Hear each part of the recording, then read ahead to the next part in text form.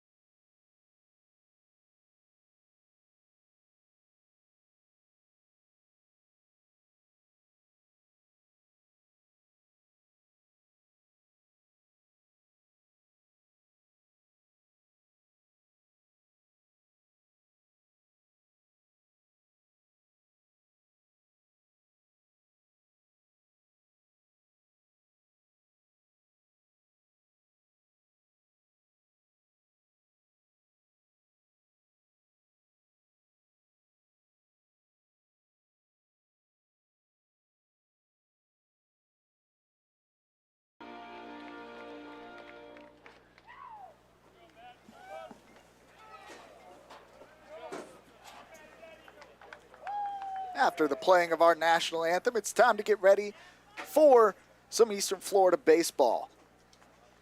Once again, my name is Trey Wiggins. Alongside me, Jake Adams. Eastern Florida takes the field to start. And leading off for Seminole State will be Carlos Lopez, their second baseman.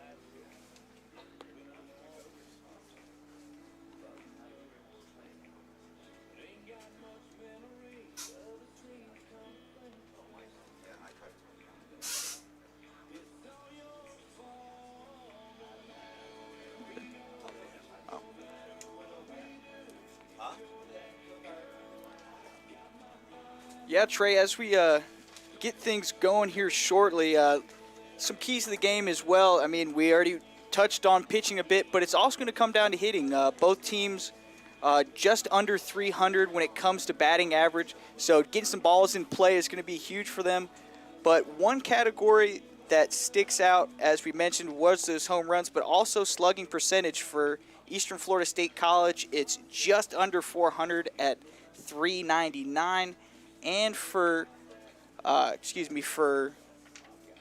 Florida or Seminole State, it's at $4.61. So a bit more than Eastern Florida State College, but I mean it's probably courtesy of those home runs, but also stolen bases. Seminole State, of course, a slugging team, 19 homers on the season, as you mentioned earlier. At any point, those bats can get hot. And that's going to be a big thing for this Eastern Florida team, making sure that they're keeping balls just in play, not getting too risky with the pitches, and just being confident with the pitches as well. Now, Eastern Florida has let runs get away from them so far this season. They are 5-8, but have lost games by double-digit runs multiple times, being run ruled.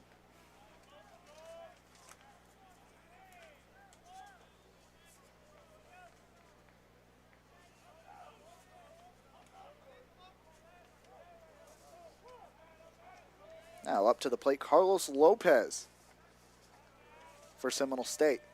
First at-bat of the game. Pitcher fires immediately, first hit over to third base, swings over for the easy out. Just one and done there.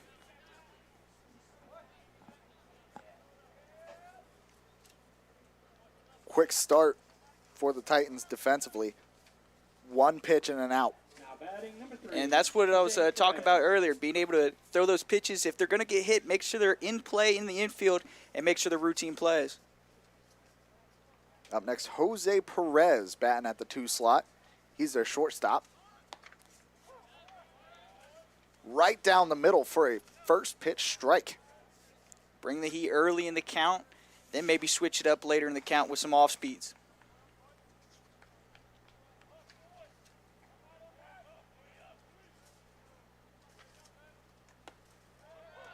And another one. Similar location, similar result. Perez just seeing a couple.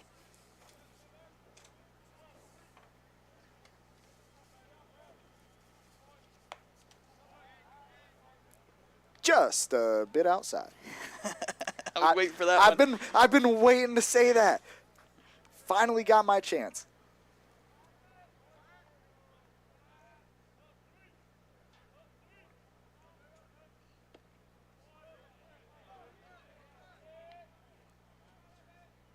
Perez has a .377 on-base percentage, so he's making his way onto the bases pretty often.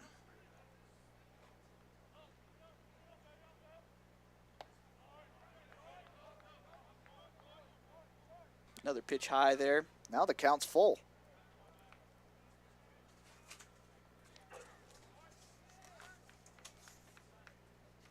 And these are those meaningful pitches as I was touching on earlier in the broadcast. Ooh. Oh, drop fly ball, and he'll make it there safe. Perez, the first runner on the board for Seminole State. And an early error there by Corrado. One he wants back. Just a routine blooper. Got to be able to field those clean and get it into first base. Now batting number 20. Sun's just setting out here in Melbourne, Florida. Just beautiful, isn't it, Trey? Absolutely. Breathtaking as always, this Florida sunset.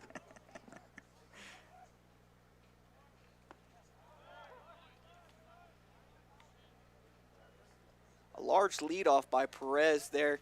Look to him to possibly steal a base.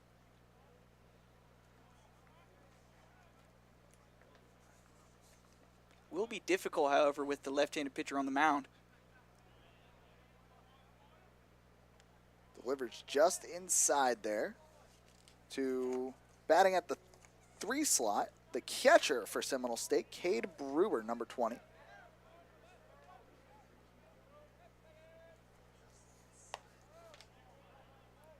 Cade Brewer with a .231 batting average, but he has 10 RBI on the season, so he's one who can bat him in.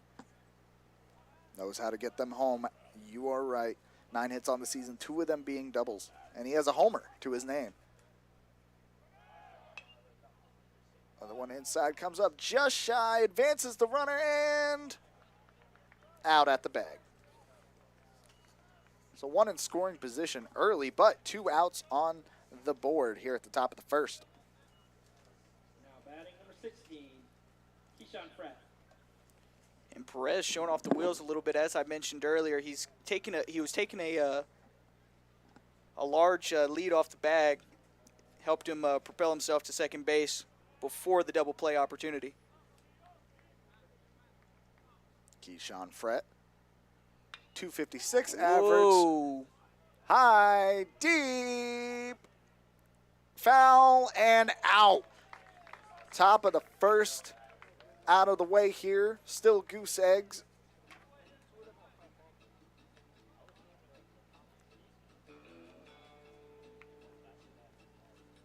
Now Eastern Florida has a chance to take the plate. And a pretty routine inning there for Eastern Florida State College. One error over at shortstop by Corrado. But other than that, pretty routine, 3 up, 3 down. Or, excuse me, that's be 4 of them. But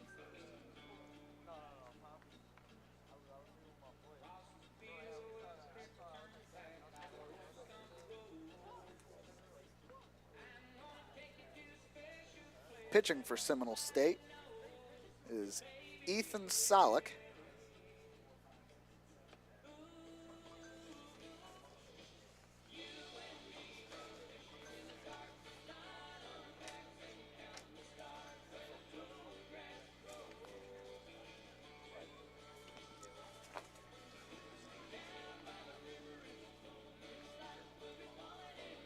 Solik's played 3 games.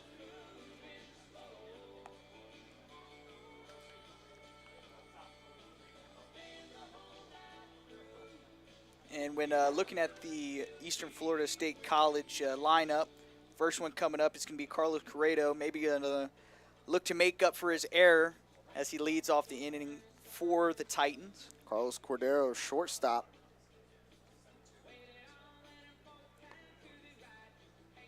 He's one of the speedsters for this Titans squad as well, as we mentioned earlier in the broadcast.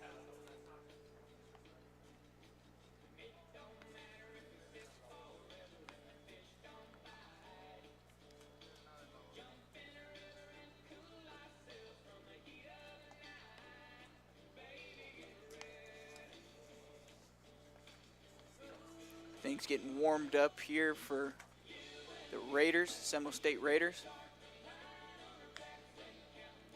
Carlos Cordero, 13 games played, 12 started, has a .353 batting average early on in the season. That ain't bad at all, Trey. Shoot. If you put me out there and expect me to hit .353, you're getting nothing from me.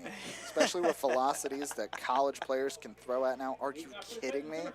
Carlos Cordero. Carlos Cordero coming up. What would your walk-up song be? It's a great question. Haven't thought of that one in a while. I'll get back to you later on. I'm going to keep it in the back of my mind. Okay, I expect an answer. And immediately tagged by the first pitch. Sheesh. Way to take one. Not the ideal start for not Deadlani, Solik. Now batting number 3, Don So- McKnight. First plate appearance, immediately beaten by a pitch. Up next, Don McKnight, left fielder. The second known speedster looking for a bunt. Early bunt. Early bunt look. It's close there, but I'm pretty sure they called that one a strike. Couldn't pull that bat back in time, excuse me. In 11 games, he has a .371 batting average.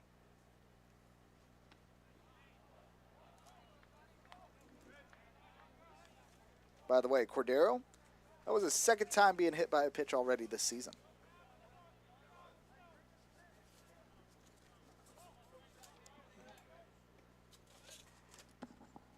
Outside pitch.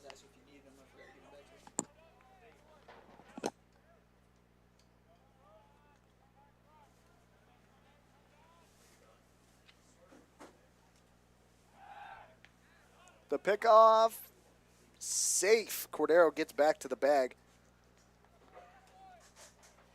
And Cordero has the opportunity to get in the pitcher's head early, being able to have a large lead off the bag, having the pitcher try to pick him off. Cordero, 9 stolen bases. Still safe. Very close tag on that one. You know, it'll be hard to keep eyes off of Cordero when he's in any position to steal a base. And right back to the lead he goes. Swing and a miss. Salick fances first. That brings up Zach Taylor, right fielder, number 12. Now batting number 12, Zach Taylor. Taylor has a .412 average in 12 games. One of the better averages on this Titans squad, too. 2 of those doubles, that's 14 hits on this season for him. And yet another pickoff attempt, and it's wild. Cordero booking it to second, turning the corner. He's going for 3 and gets it up and easy. And that's what I was talking about earlier. That was the third pickoff attempt. Then the error at first base puts Cordero in scoring position. Those add up.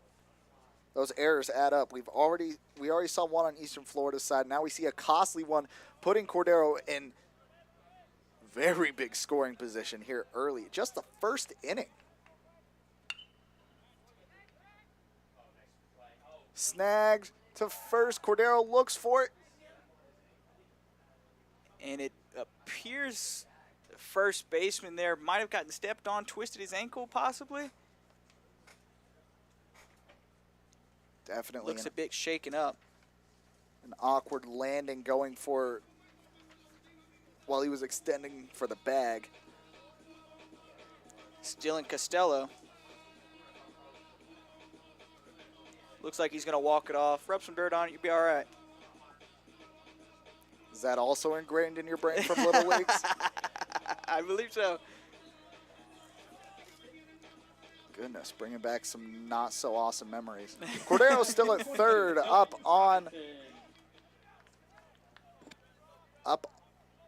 in the batter's box. Dalton Robinson, the DH. First pitch he sees, takes a hearty cut. And he's the big fella we were talking about earlier in the broadcast. About all of, we'll give him 235, solid frame, but known for his speed as well. And there goes a ball. It's a fly in left field. That'll be the third out and end the first. Eastern Florida leaves one on. An error apiece for both the squads now, going into the second. So as the first inning ends, we'll take a quick break. Still goose eggs, tied game. Eastern Florida will be back from Melbourne after this.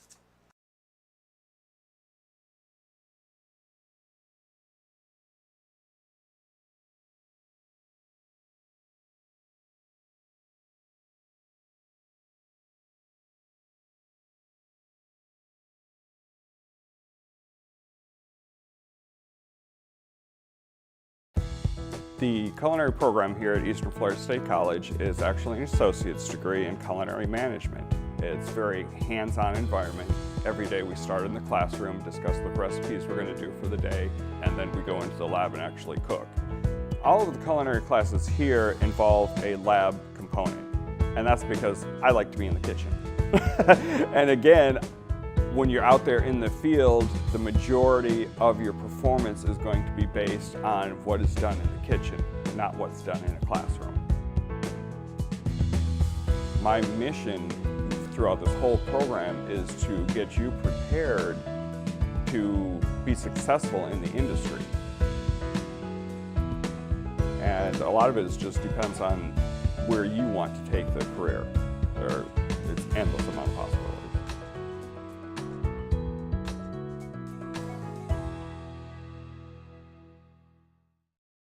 Welcome back to Eastern Florida State College here in Melbourne, Florida. I'm Jake Adams, joined by my partner in crime, Trey Wiggins, for the evening. Whoa, whoa, whoa. Don't implicate me here, Jake. I don't need that. Top of the second inning. Still goose eggs on the scoreboard, as Trey mentioned before we went to break. One error apiece for both the squads, as Salik is on the mound once more. First pitch, going to be a strike low and inside. At the plate for the Raiders, it's going to be Ryan Rosillo, the third baseman, one of the leaders on this Raiders squad with home runs, as he has 5. Always a threat. They're going to try and keep it away. Pardon me, Salik's going to... Dad, I am all over the place. Pardon me. Salik with the heater, and it's swung on hefty there by Rosillo.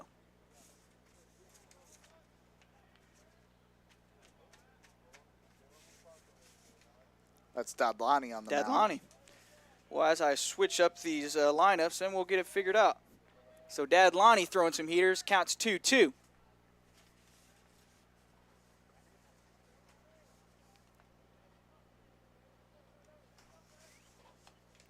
And that one fouled off toward the net. Count still 2-2. Dadlani on the mound. No outs, top of the second. And swung on and missed. That's a strike 3 called. 1 down in the top of the first. Striking out the home run threat. Now you can breathe a little bit. Coming up to the plate now is Dylan Castillo, the third baseman from Odessa, Florida, by way of Calvary Christian.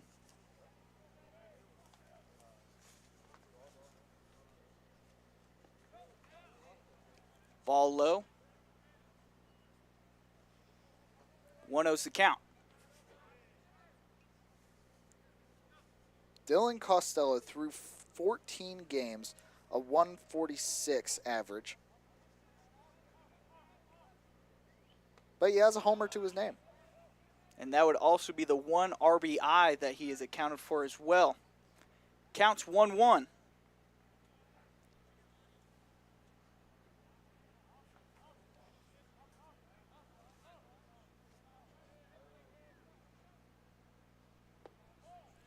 And a breaking ball cuts inside, but a bit too inside. Ball 2.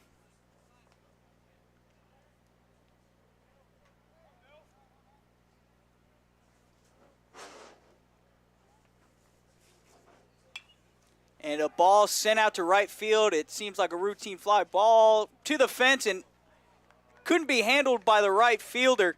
That's going to be some extra bases for Castillo. Costello stops at second base. It's his second double on the year.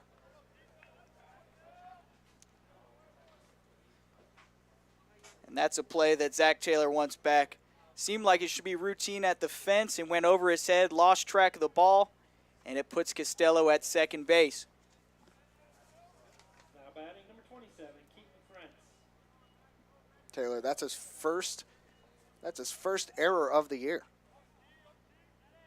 Dadlani checks second. And a ball low. 0-1 the count, or 1-0 the count. Up to bat, by the way, Ference Keaton, Seminole State's designated hitter. 154 batting average through 9 games.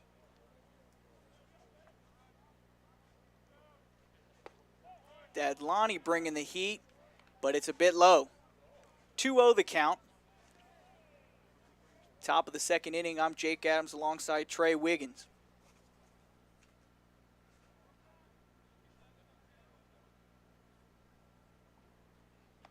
And swung on and missed there as the count moves to 2-1. He liked what he saw there, Jake. Looked a bit juicy there as that fastball was looking high in the strike zone. Just couldn't quite find it. Still has a 1-pitch lead on the count, though. And a ball fouled off there and stuck into the fence. It's stuck in between the 2 bars right in front of the fans. That's definitely one you can't That's replicate, impressive. Right? 2-2 the count. Costello in scoring position.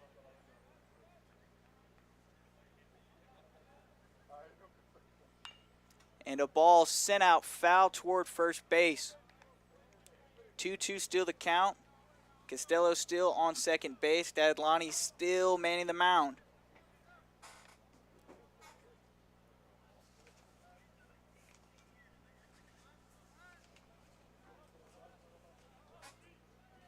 Only one out, courtesy of the Dadlani strikeout. And another one swung on and missed, and that's his second strikeout of the inning.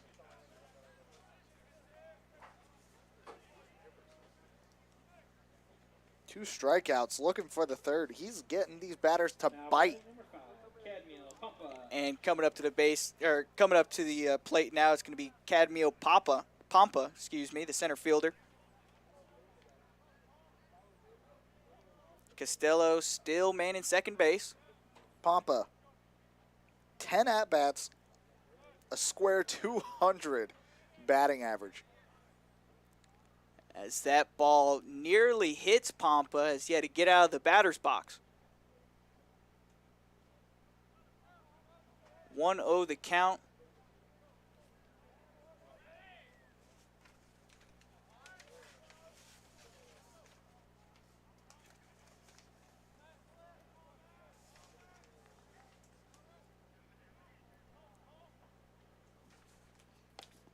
And a pitch swung on and missed there. Count moves to 1-1. That lead off the bag at second base is starting to get larger and larger. Dadlani's generating a lot of swings this inning. And outside to the right. 2-1 the count. 2 outs, top of the first. 0-0 the score.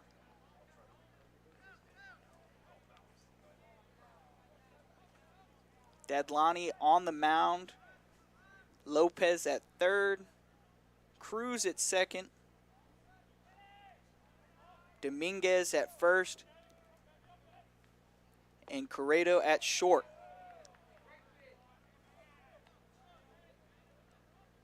Outfield consisting of Maldonado, McKnight, and Taylor for the Titans. 3-1 the count. Here's the payoff. Sent out to third, bobbled a bit but maintained, and that will be the third out of the inning. 2 strikeouts for Dadlani, and a ground out to third wraps up this first half of the second inning. No score still as we work our way into the bottom of the second. Once again, Seminole State leaving a runner on. Not generating the runs, but getting players on the bag early. That's something that we'll be looking for later on, is how many runners are going to be left on and how many can they bring in? Similar to missed free throws in basketball, leaving runners on in a baseball game can really kill your chances. Absolutely. It's those routine things, right? Bingo. Great comparison there by Trey Wiggins. Salick still on the mound, and no lineup changes as well. As we take a look around the horn here at third base, Rocio. Second, shortstop, we have Perez, followed by Lopez at second. And at first base, we still have Costello, the man who was stuck on second base for a while at the top of the second inning. Costello also twisted up. Nice to see him twisted up earlier in the first inning. Nice to see him moving around, getting some running in on the bases. It seems like he's not favoring that ankle at all, so he must be good to go. And here we go with the start of the bottom of the second. I'm Jake Adams. He's Trey Wiggins here on the campus of Eastern Florida State College in Melbourne, Florida. Wilfredo Maldonado now up to bat, making his return to the lineup. He has a .261 average on the year with a home run. Salick with that first breaking ball pitch, follows it with a fastball, making the count 1-1. right down the pipe there for Maldonado. Taking the first one, might have to hack it a second. Ball almost outside, just touching the corners. Makes it count 1-2. Salik's been going inside-outside with his pitching a lot so far here. It's getting the batters to bite.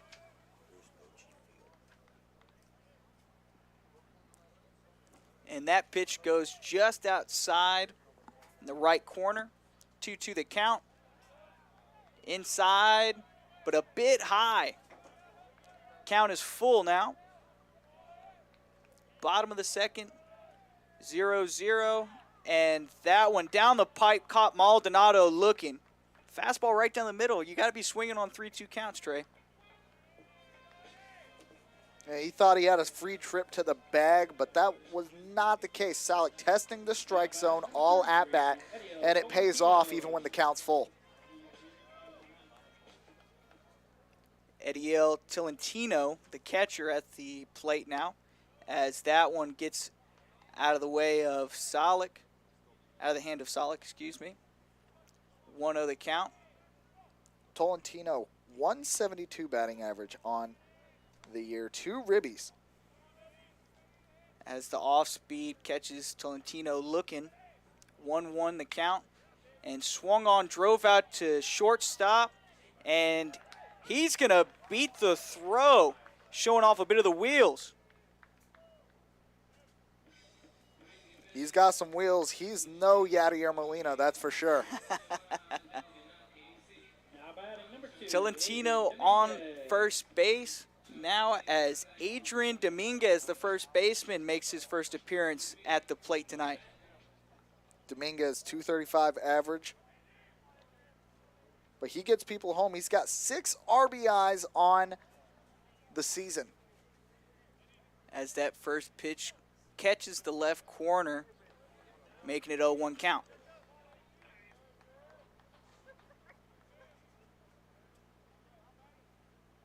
Second pitch outside to the left, 1-1 is the count. No outs in the bottom of the second.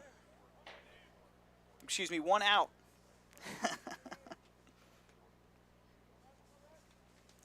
And that one sent out to the gap in between center and right field. That's going to put Tolentino at second and bring in Dominguez for a single. 2 hits in a row now. Eastern Florida might be finding their groove. Coming up to the plate now is Kibar Lopez. Just 1 out, a lot of room to work with here. Now, I like this walk-up music here, Trey. Did you hear that one? Groovy. Kibar Lopez, the freshman. Through 10 games, a 323 average. That first pitch is a strike. He's got 6 RBIs as well. He can send him home, and with 2 on, he has a chance to do just that, especially with 1 in scoring position. As Trey mentioned, we have 2 runners on. And swung on and missed there. Count now at 0-2. Dominguez fallen behind in the line, or in the pitch count early.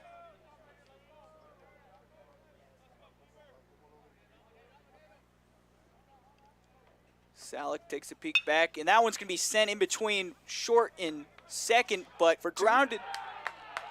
And they got him with the double play. What a play there at short. That was a close one at first. By Perez, diving out, flipping it up to second base, and getting it to first for the double play.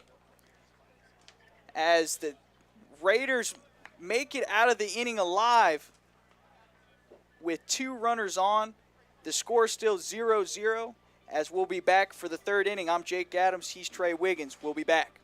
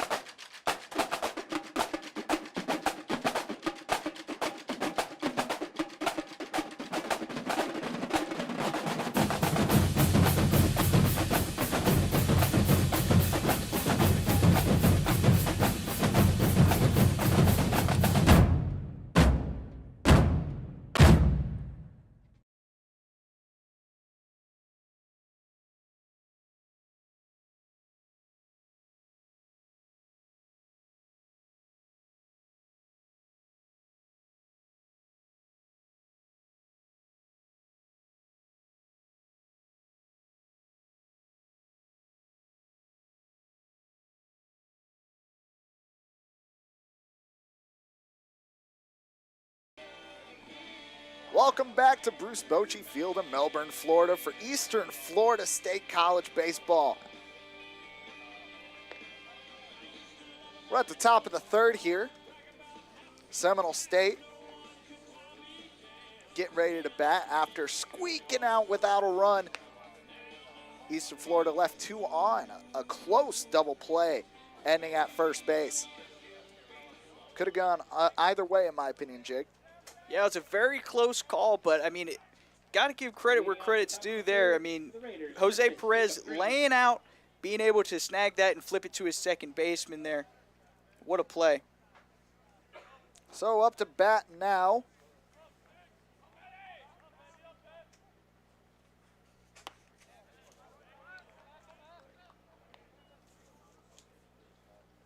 Pardon me, I got my papers jostled. Up to bat now, number 6, Jacob Green, the left fielder. He took the first strike, and that one bounces away from him.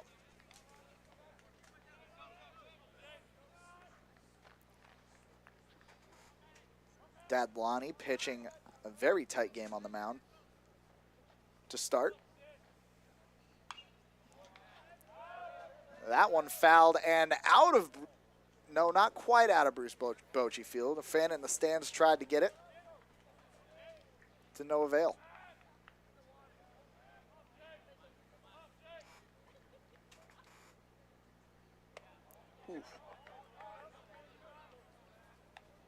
Dadlani seems to be trying to touch every corner of the strike zone as the pitches have been all over. Like Greg Maddox. Yeah, you know why you don't want Greg Maddox hired to paint your house? Why is that? He'll just paint the corners. That one inside. Green knew it. He's taking the bag. Wasn't expecting a dad joke this early on, but I'm liking it, Trey. I'm liking Oh, it. please. It's like you don't know me. Now batting number 2, Carlos Lopez. The cascades of red and purple in the backdrop here in Florida. Always captivating. And now up to bat. We're back at the top of the lineup for Seminole State. Carlos Lopez.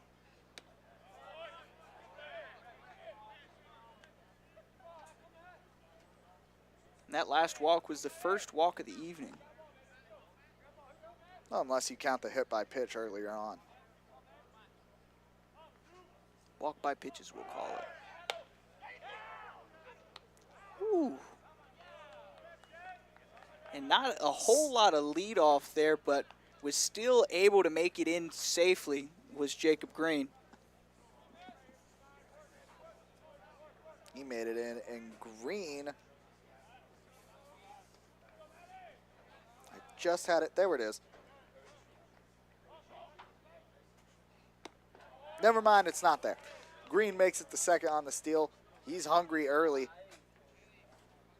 Lopez might be reaching the base on balls as well. Down. Dadlani's down in the count 3-0.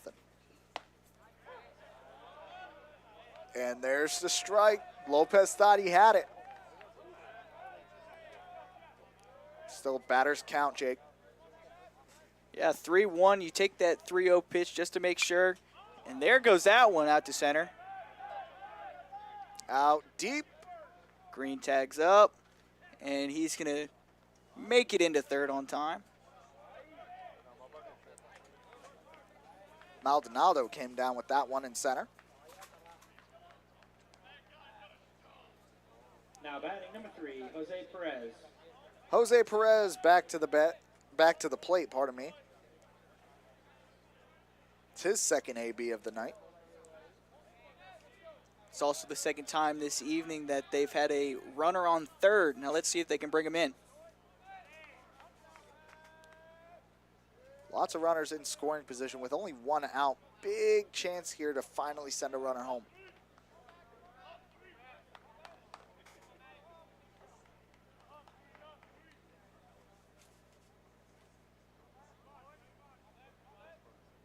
Lefty deals. And that's a strike. Dadlani putting it exactly where he wants it tonight, aside from the walk earlier.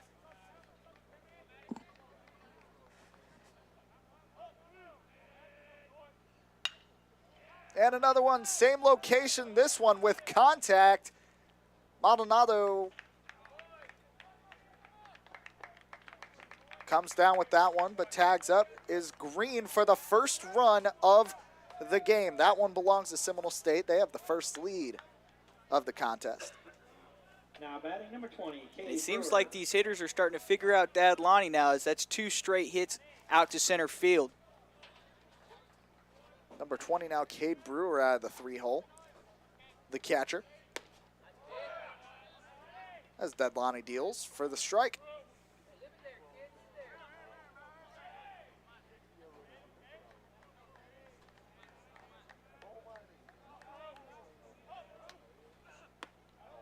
Now, Dadlani's been competitive with his pitches all night. And what that does, it does generate a lot of contact, but when they miss, they whiff hard, and as you see there for the second strike. Yeah, definitely not the first time we've seen these pitches being swung on. He is generating a lot of swings from his pitches. Got one up with the birdies, just a little high.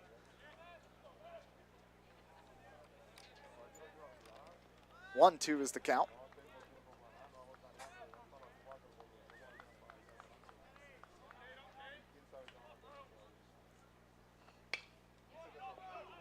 Pieces that one, does Brewer.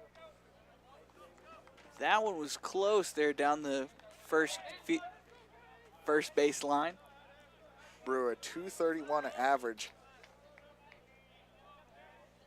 with a homer on the year.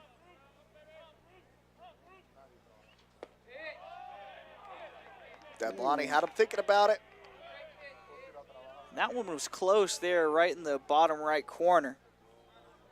3 straight 2s on the board, 2 balls, 2 strikes, 2 outs. And the pitch inside.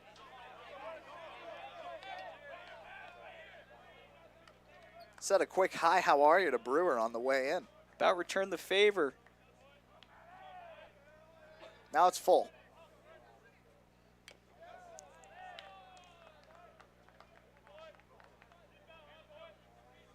Got a piece of the catcher on that one? I think they were looking to see if the catcher caught it off the tip.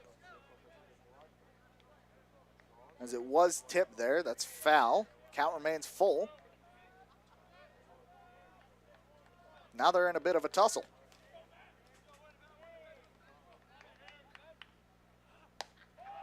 Ooh. Had him thinking about it, but that walk gets Brewer on the mound. That's the second walk of the game and the inning. And just a great eye there by Cade Brewer, being able to hold off, because I tell you this, I definitely would have swung with that one super close to the strike zone, but being able to get on to first base with the walk. Well, that's why we're up here, and that's why they're out there. You're exactly right, Trey. That one tipped away by Keyshawn Frett, cleanup hitter. Got out of here early, got out of here fast, just wrong direction. One of the home run leaders on this team. He's got 5 jacks to his name on a 256 average. Tied as one of the leaders in home runs for this Raiders squad.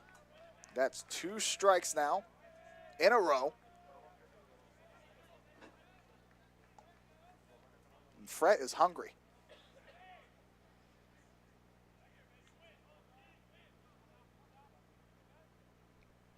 The offer, the ball, and safe.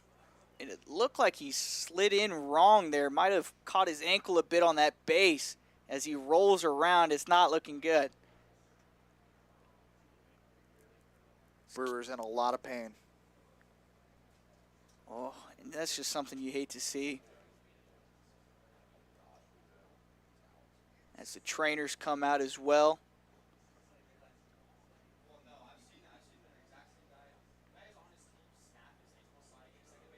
And that's the second time now this game that this Raiders team have had an issue with the base pads. That first one coming with Dylan Costello at first base. While they tend to Brewer here, we're going to go for a quick break. We'll be right back.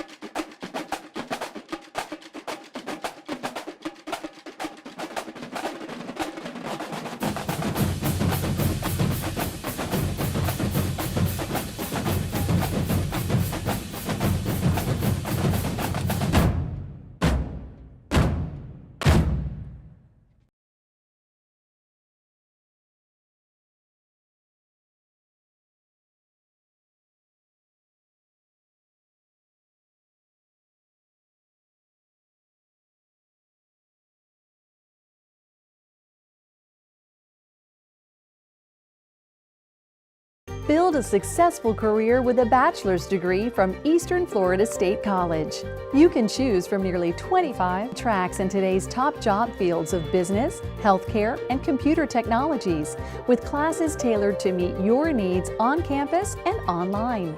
A bright future awaits you with a bachelor's degree from Eastern Florida State College.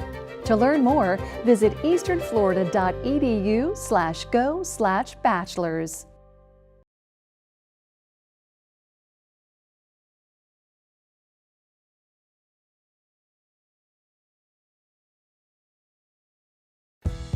The culinary program here at Eastern Florida State College is actually an associate's degree in culinary management.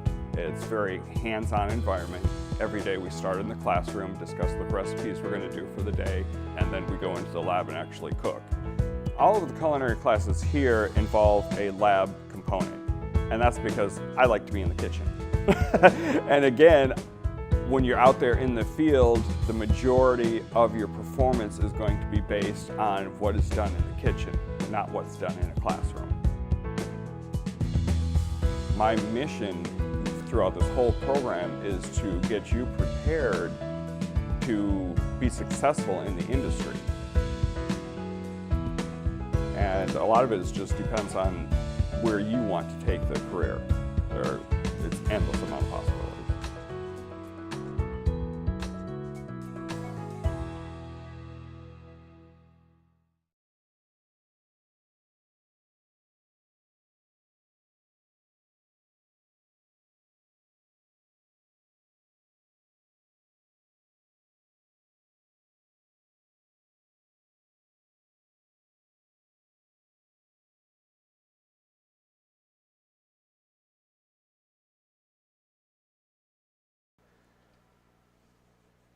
As Cade Brewer is helped off the field, we are back at Bruce Bochy Field for some more action.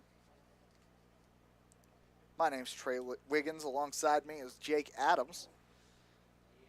Tough to see a player go down like that, especially so early in this game, Jake. Absolutely. I mean, I think it came from the slide. His foot may have gotten tied up on that bag. As I mentioned earlier, it's the second time a bag is twisted up somebody's ankle. This one just coming a bit worse, and it's very tough to see.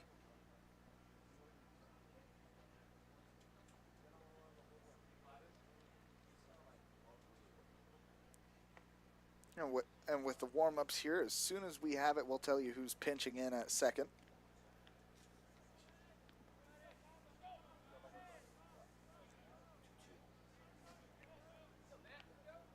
That'll be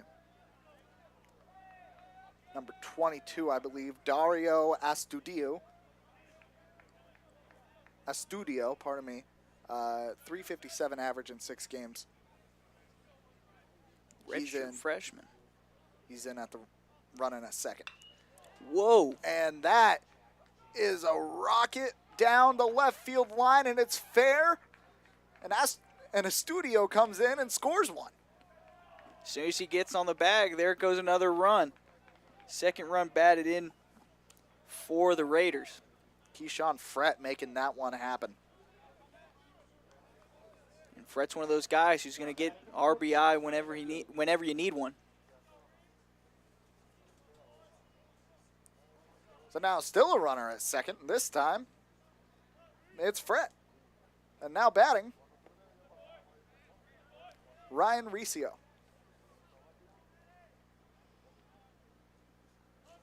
He's the other big home run hitter for this Raiders unit. Seminole State, Raiders up 2-0. Now the count 2-0.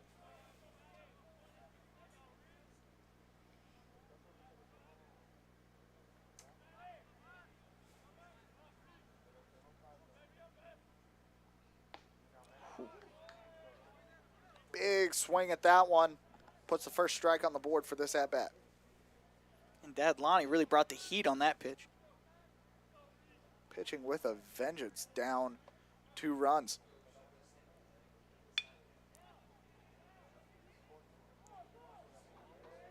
That one's up. Coming home is Frett. And now turning the corner on the wild throw in is Riccio for a triple. Now the lead's 3-0 for the Raiders. Now what happened on that one is that a cutoff throw to the catcher ended up bouncing, and then it went in the same path as the runner, and the catcher wasn't able to gather the ball. Then it hits the backstop. Next thing you know, you got a runner on third. Now a meeting at the mound. No changing of the guard. That meeting there is probably just telling Dad Lonnie, hey, let's calm down, let's relax. We got 2 outs here. Let's retire this guy, get back into the dugout, and we'll regroup. Still early, Jake. And speaking of the batter, Dylan Costello. First baseman's up.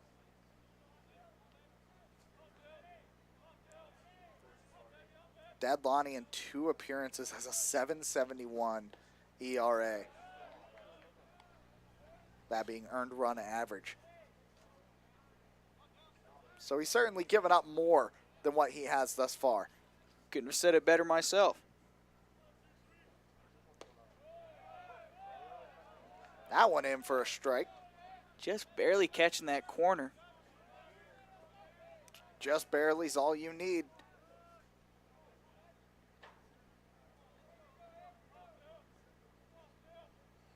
Here's the offer with 2 strikes, and that one's a ball. Counts 1-2.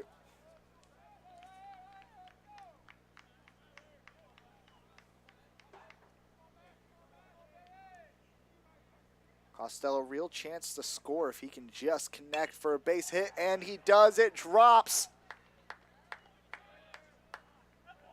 And in comes Riccio.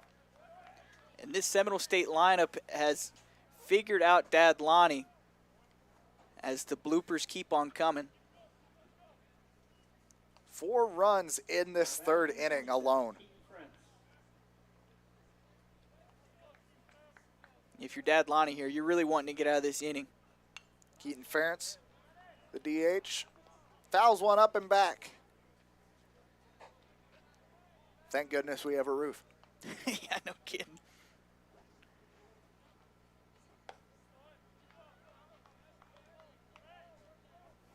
That one fires in. It's now 1-1.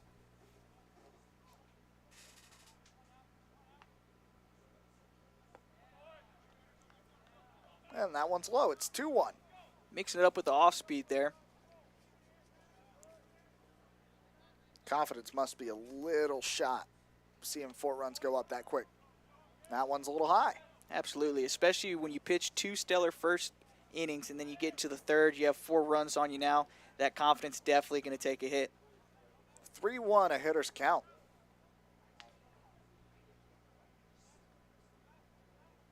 The offer. Keaton liked that one a lot. Missed on it, now the count's full. And as we mentioned earlier, Dad Lonnie liking to keep the batters competitive, but hasn't been working out for him this inning. Costello at first. 2 outs, the full. And it's a walk.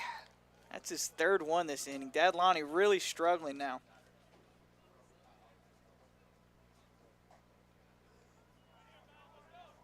We got runners at 4 and 3.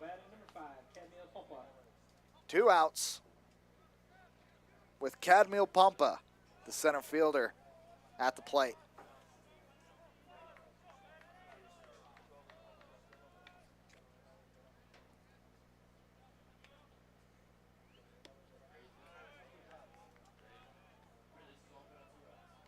And every player for Seminole State has batted this inning. If I'm not mistaken, all these hits are coming on 2 outs. There were a couple with 1 out, but this whole stretch has been 2 outs, yes.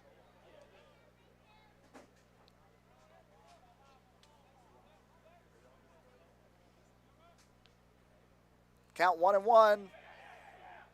That one flies back and advances both runners, now both in scoring territory. Getting a bit dangerous for this Titans squad. You got to get out of this inning to save your pitchers and the rest of your fielders' confidence here. Just get out of it. 1-2 on the swing on the wild pitch. Just hem it in, get out of the inning. Then Lonnie deals. Now the count's square, 2-2.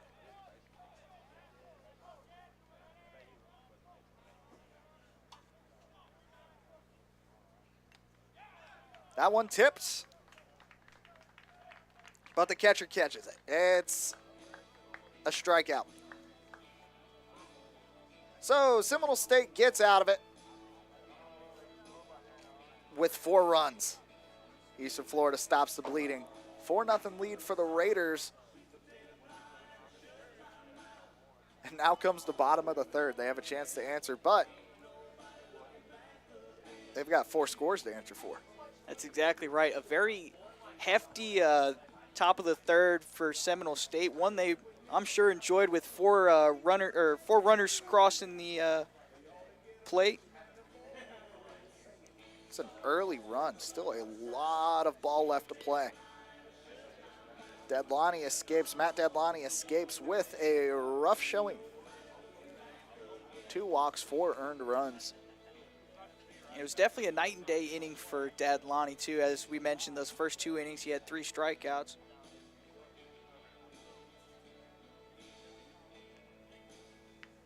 That's what's so beautiful about the game of baseball, Jake. Things can turn on a dime, for better or for worse. As we mentioned, too, he was trying to keep those pitches competitive, and that's how he was getting in those strikeouts, getting players swinging. But then they started to figure him out, getting some hits, getting some bloopers out in the gaps, and then a couple of deep balls. How Solid testing his stuff on the mound. Hasn't given up a score yet through the first 2 innings. But Eastern Florida, in both the first and second, left runners on the board.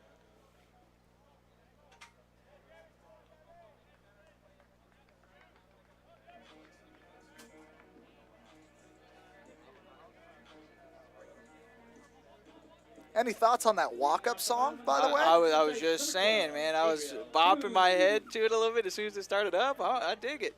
But I still haven't thought of mine, though. I'm going to figure it out. Like you said, we got a lot of ball game left, Trey. A lot left. Gabriel Cruz, first pitch he sees, gets a piece of it, and is out. That's about as efficient as it gets. Yep, just that routine play to third, and getting it to first on time. Now back to the top of the lineup for Eastern Florida. Carlos Cordero approaches. Can't help but think of bench warmers when this song comes on. Am I right, Trey? You're right. I'm 12.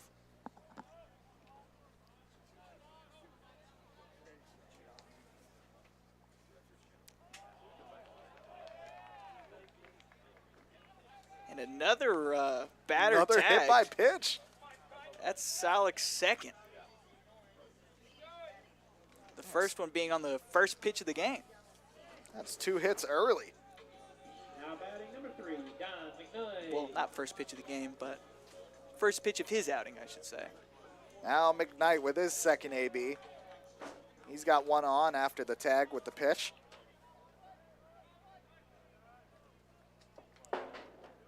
Last time up, he tried the bunt. His first pitch taken. This time, way too far outside to even consider it. And if we remember back to the first inning, Salik was trying to pick off Corrado a few times, and it led to a wild ball at first, getting him to third base. I think I called it on that one, Andre. And for good reason, 9 stolen bases for Cordero. I think any pitcher would be wise to pay close attention to him. He's one of the speedsters on this team, as well as McKnight, who's at the plate. And that one drifts foul across the left field line and over by the bullpen. Heads up, pitchers.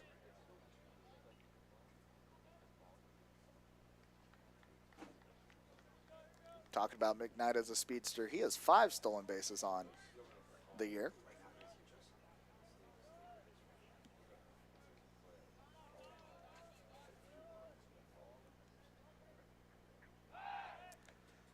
Another pickoff attempt. Cordero stays safe.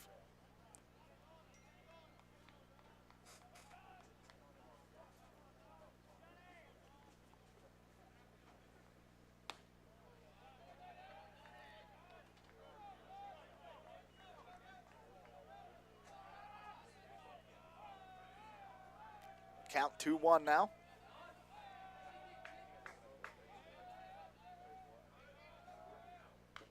McKnight sends one back into the stands. Ooh. We've got a bouncer and a fan with a souvenir. Yeah, you got to keep your head on a swivel there if you're out in the stands. Yeah, despite the net. Yeah, the lady that it landed right next to, I don't think she was looking. Luckily, she was not hit.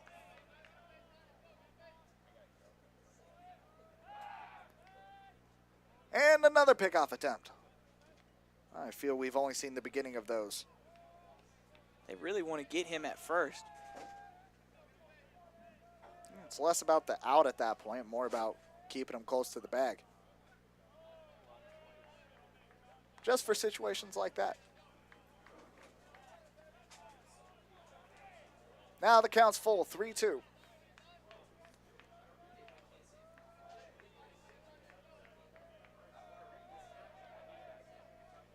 To put McKnight away.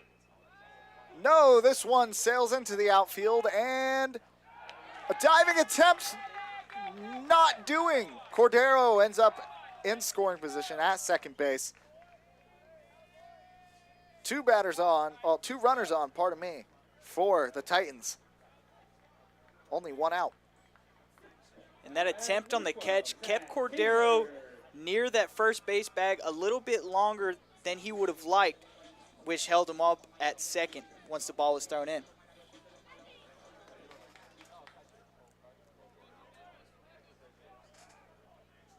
Now up to bat, Zach Taylor.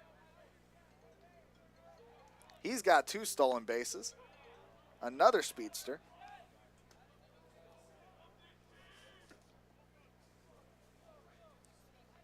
Pardon me, those 2 stolen bases are on the season, not in this game. This is only his second at bat. 1 strike. Now 2, that one hits the dirt. Runner stay home.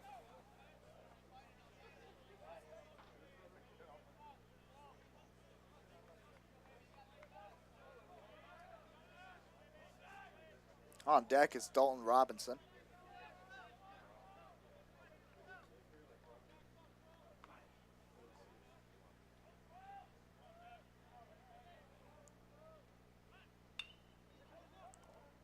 Pieced that one out to third. The hesitation and the throw to first for the out. That advances the runners, but 2 outs on the board now. Dalton Robinson making his way to the plate. And boy, is he every bit of 6'5". Absolutely. And on that last play, Cordero almost caught himself in a bit of a pickle situation as the ball was fielded at third base, but his speed helped him out as he passed behind the third baseman there. Oh, at that point, fielder's only look is for the double play. That one low. You can hear the good eyes from the stands.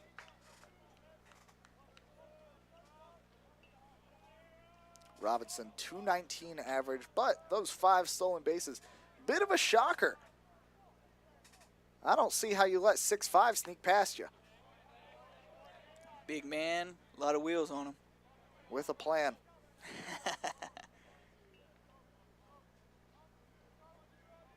Two balls now.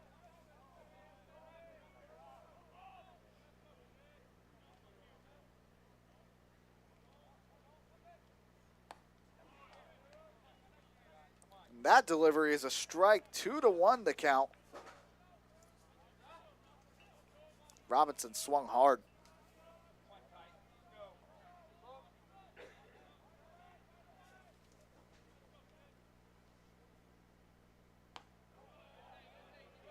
And another one just a little bit outside there. 3-1, it's the hitter's count.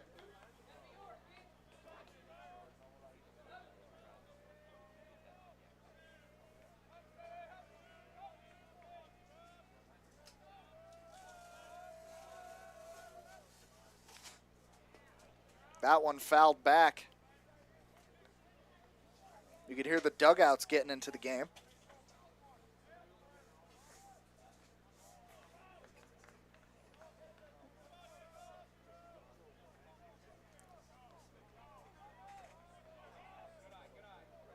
Ethan Solik still no runs given up.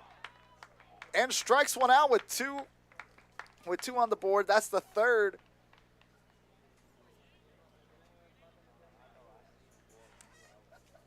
Another 2 runners left on the field for Eastern Florida. Still down 4-0. And that's the end of the third. We'll be right back after a quick break.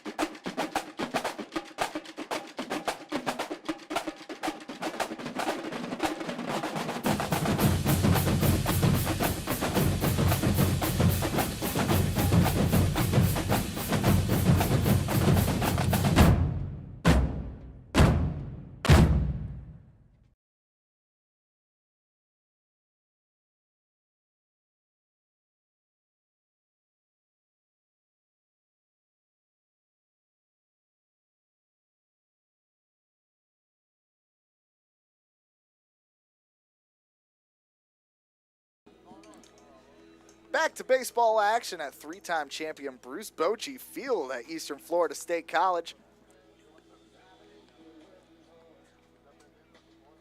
And we got a new pitcher on the mound.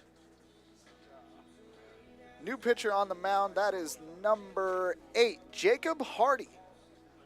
8.38 ERA on the year. 1-2 win-loss record. He's warming up after Matt Dadlani's rough start to the game. We started out well, you know, no earned runs through the first 2, but then that third inning had 4 runs on him. Was struggling with 2 outs in the top of the third.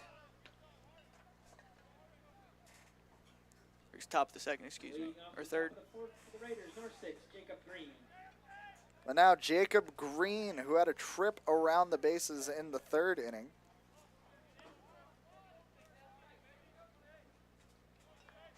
He leads off.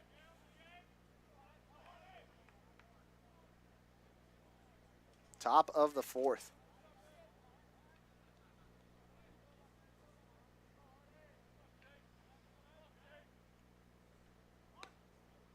First pitch outside. And Green had a stolen base earlier as well.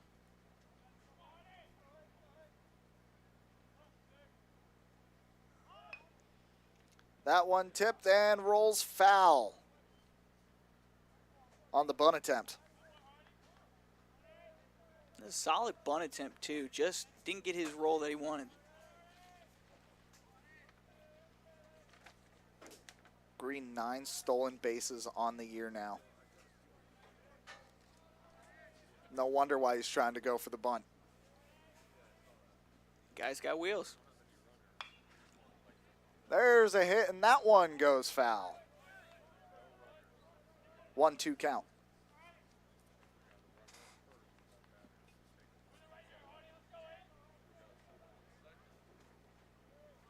And the Raiders were figuring out Dadlani last inning. He was the lefty. Now you bring in the righty.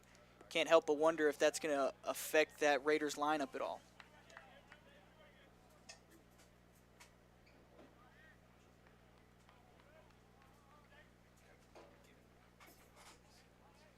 Considering Green's a lefty, in theory it gives him the advantage, as that counts now full after the low pitch.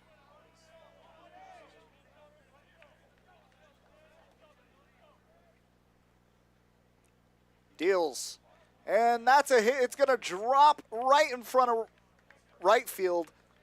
Green goes in for the single on the full count. And just another blooper there. This Raiders lineup is finding these gaps. Carlos Lopez. Seminole State, they're just getting runners on the bases. And in the third inning, they found a way to drive them in. Now Carlos Lopez back up, his third plate appearance.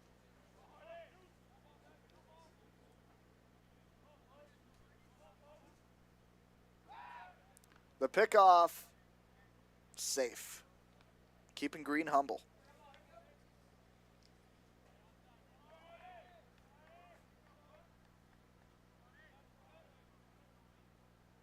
Lopez responsible for 3 home runs on the year.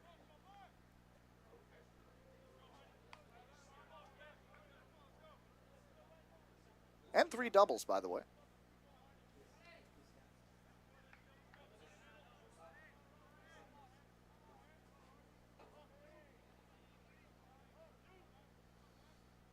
Now Hardy deals. It's a bunt. It's rolling. Oh, missed And the safe. Missed it by a fingertip or a glove tip, Glove. I should say. But Lopez advances Green and makes it to first. And a great bunt attempt there. Being able to outrun the first baseman and just miss that tag of the diving first baseman. Lopez, a speedster in his own right. He has a stolen base on the year. 2 runners on. Jose Perez in the box. First pitch is a ball. Third batter in a row now that's flashed that bunt.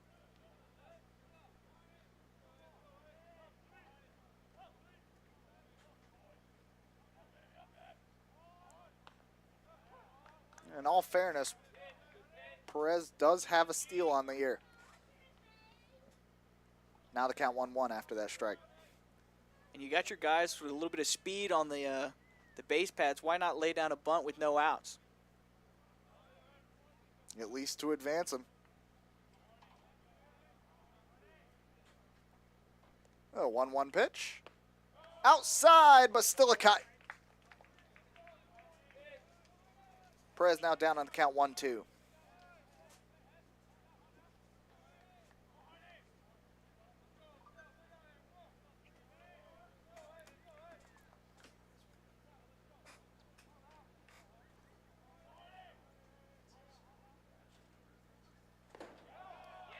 And there's the strikeout for Hardy. That's his first of the game. Perez with the walk back to the dugout. Took a big hack at that pitch. He really seemed like he liked that one. Well, Hardy, despite two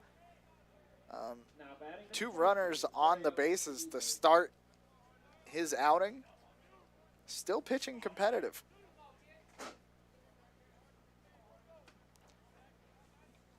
Now up to bat. Ooh. Is Astudio filling in for Cade Brewer. As Dario Astudio, 351 batting average on the year. That pickoff attempt, he was on time, but the throw just not there. Bounces off the turf, then into the chest of third baseman there, Kibar Lopez. Runners at second and third. The 0-1 pitch. And that ball sails. It's at left center, and in the grab it is the left fielder. That ball rolls in, and a runner gets home. That being Jacob Green, who comes in to make it a 5-0 game. 2 outs on the board off of that sac fly. Now batting number 16, Keyshawn Pratt. Runner still in scoring position, though. Yes, there's a runner at first, that being Carlos Lopez.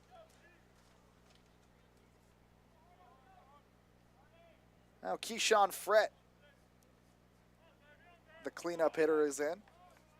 One of the home run leaders, too.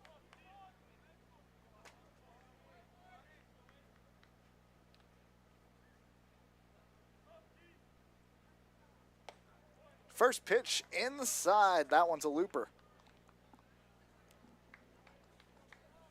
And Fred had a double last time he was at bat.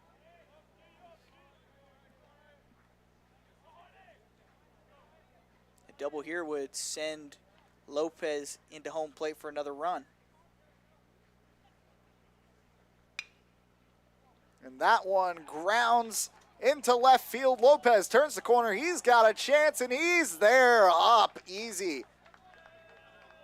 And another double. Repeat performance. A little bit of deja vu. Exactly right. Hardy pitching to a lot of contact, but that contact leading to base hits. Now batting number 14, Ryan Recio.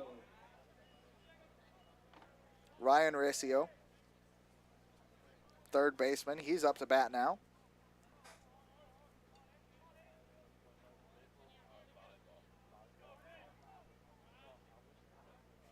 Raiders up 6-0. They scored 4 last inning. Now they have 2 scored this inning. And the first pitch is a ball.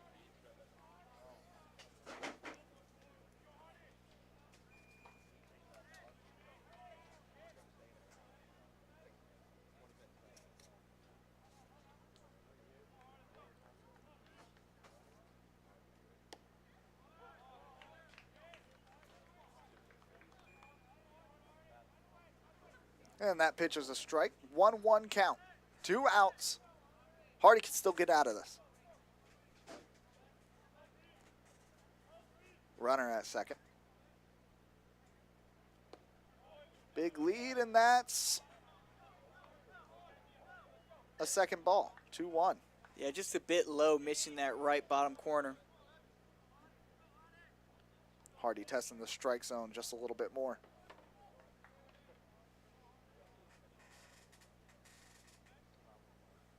That one inside. A lot of movement on that ball, too. It looked like it was going to hit Ryan Recio there. Lots of movement on that ball.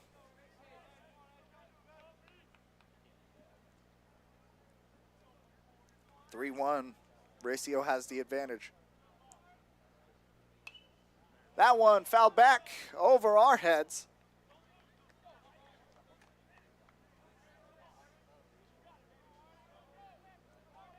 Thankfully, the parking lot is out towards right field.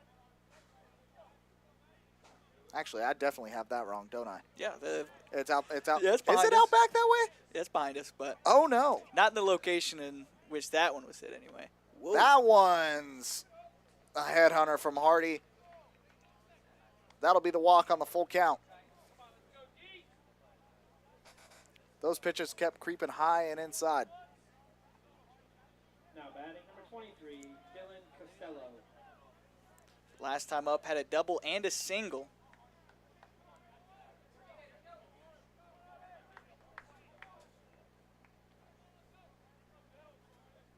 Dylan Costello.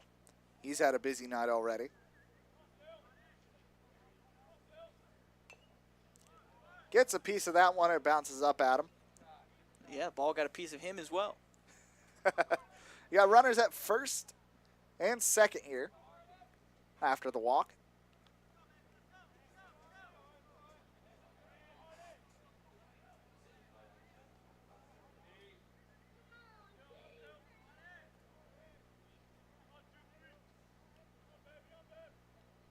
Delivers Hardy and cut on and missed.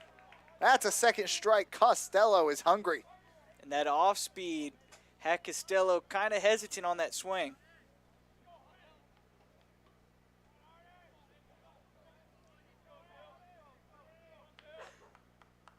You must be proud of me. I haven't made an Abbott and Costello joke yet. And now I feel like it's coming. That one up where the birdies fly, too high. Count now 1-2. Hey, Jake, who's on first? Yeah, who's on first? What's on second? Wish I had that memorized. I don't know who's on third. And that pitch is low. 2-2 count, 2 outs. I've only got first, second, and third memorized, so there's nothing more for me to offer on that joke.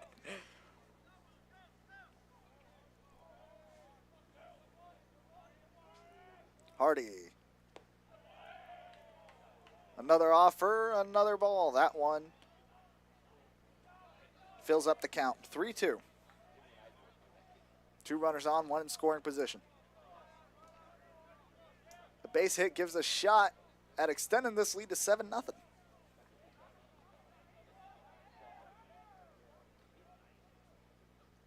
Runner goes from third. Runner goes. That one bloops right in front of third, and that's the out. So only 2 more runs scored there. Eastern Florida gets out of that one at the top of the 4th. The lead, 6-0.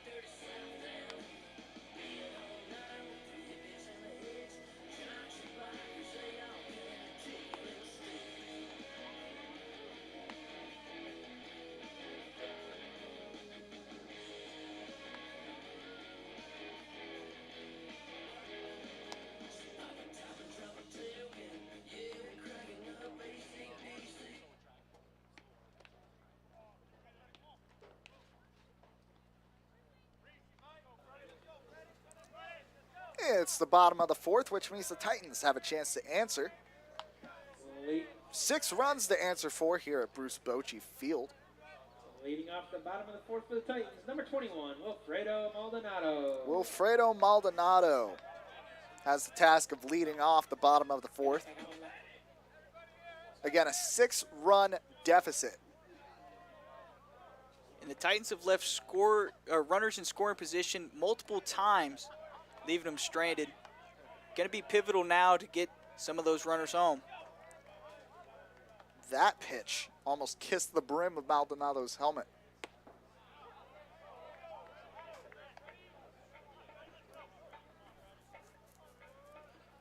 And that'll even the count. 1-1. Next pitch, fouled out left. 1-2 count now. Ethan Solik. No earned runs thus far. And on the season, with 1 win and 3 appearances and 3 starts, he has a .216 earned run average. And he's only got 3 hits on him thus far this evening. You could say he's on pace. I'd say so. Now even count, 2-2. And the delivery. In the sweet spot, that one base hit out the left center. Going for 2, thinks the better of it. I think I jinxed him right there, right? I think that's how that happens, the commentator's jinx, huh? Oh, thank goodness it wasn't a game-winning field goal. Now batting number 33, Eddie Tolentino. Although if you jinx the home run, I would throw you to the wolves. I hope you know that. As you should, as you should. Up next now, Edil Tolentino. That one inside, but a strike.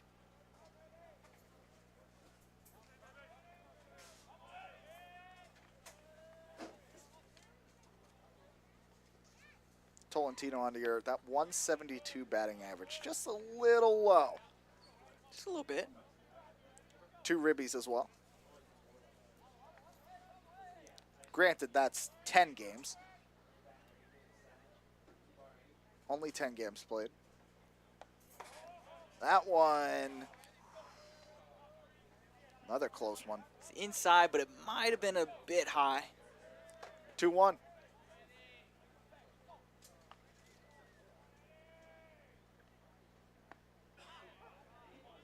Testing the inside. That one for a strike. 2-2 the count. Yeah, Salick really trying to choke up these batters here.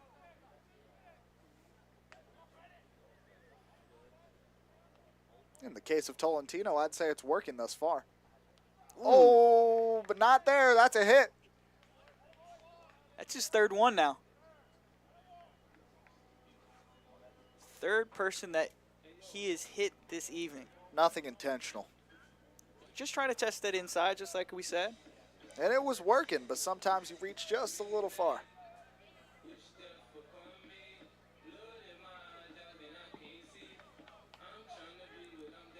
Many Men as a walk-up song.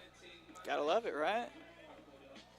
I don't think anybody did it better than Brian Robinson of the Washington Commanders, though. No, his circumstances were Bit different. a bit different. Now batting number Still 2, a cool Adrian walk-up song. Dominguez. Absolutely. Now Adrian Dominguez, first baseman.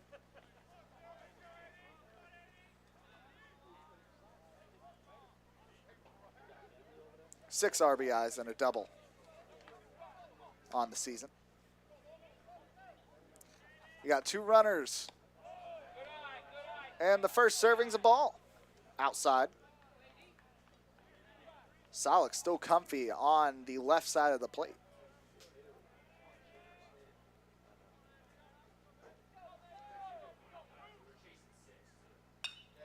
And another one, same spot, different result. A blooper base hit just past the infield. That one advancing the runner. Now bases are full. It looked like Maldonado wanted to get on his horse there, but their base coach said, hold on, slow up here. Thought the better of it. Now with bases loaded, we've got Guibar Lopez.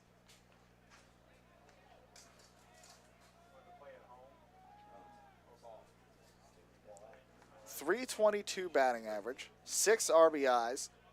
Definitely one of the guys you want in this situation. 0 outs. And the delivery looked at a strike.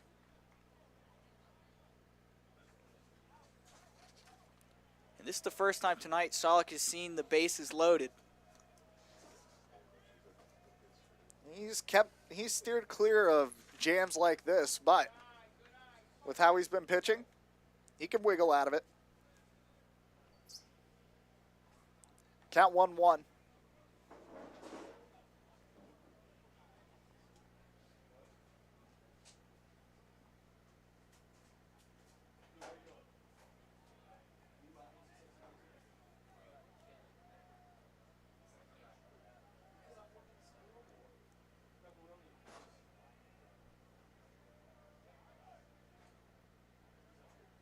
And the delivery, that one, another hit, and that brings in a run.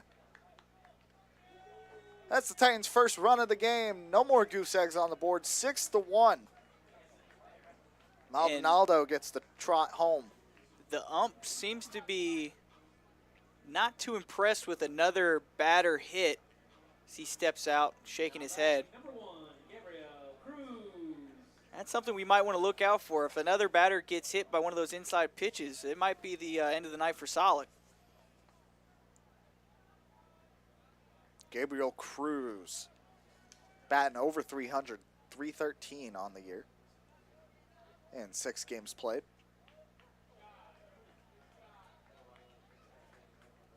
He also has a home run.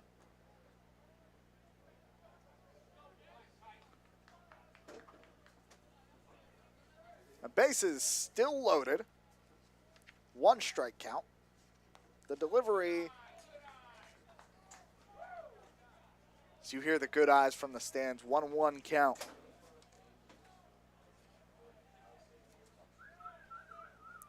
Hey, Jake, I think they think he has good eyes. I think so. That's what the fans are saying anyway. And that one Looks good. He swung at it, fouled back. Count 2-1. 1-2, pardon me. And Cruz has one of only 6 home runs for Eastern Florida this season. Still no outs.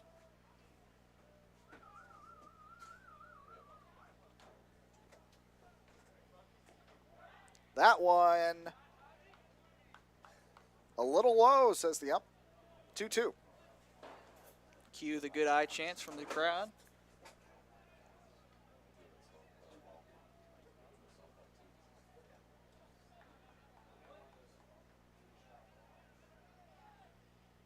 And the 2-2 cut on and missed for the first out of the bottom of the inning.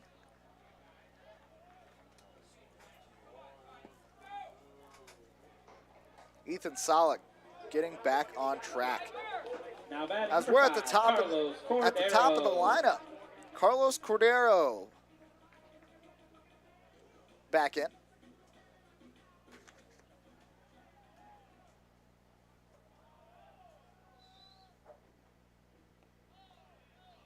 His first look. That's a ball. Bases loaded.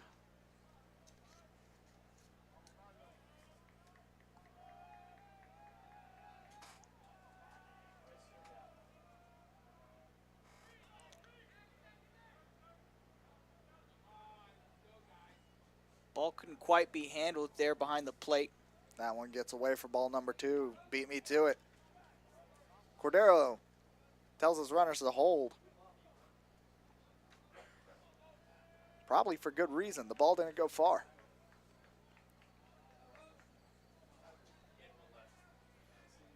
Just one out. 2-0 count. Solek deals inside and high. Whew. He's really testing it now.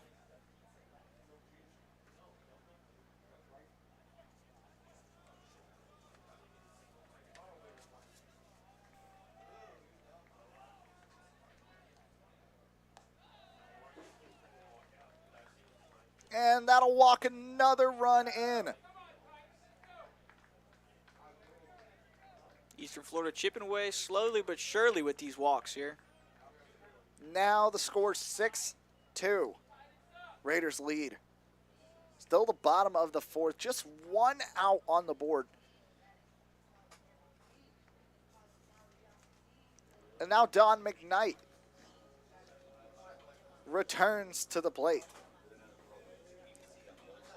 And here's a meeting on the mound. Solek struggling a little bit. Just a little bit. I mean, you got 4 batters hit, got 2 walks.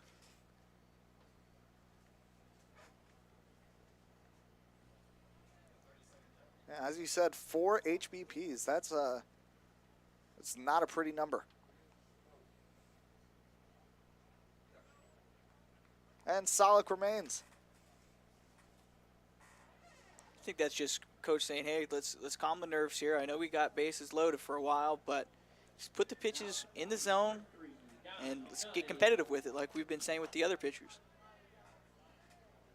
He had 3 shutout innings to start the contest.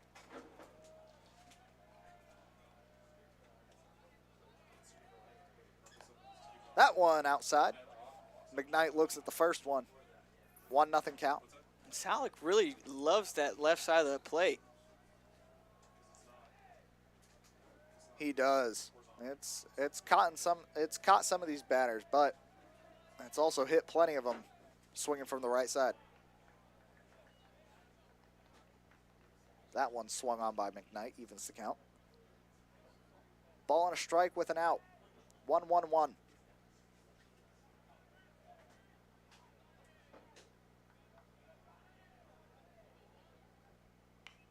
And that one hit out to third. He steps on the bag, throws it to first. That's the double play to retire the inning. So that's 6-2. Raiders lead the Titans here at Bruce Bochy Field. We'll be back with the 5th inning. Build a successful career with a bachelor's degree from Eastern Florida State College. You can choose from nearly 25 tracks in today's top job fields of business, healthcare, and computer technologies, with classes tailored to meet your needs on campus and online. A bright future awaits you with a bachelor's degree from Eastern Florida State College. To learn more, visit easternflorida.edu/go/bachelors.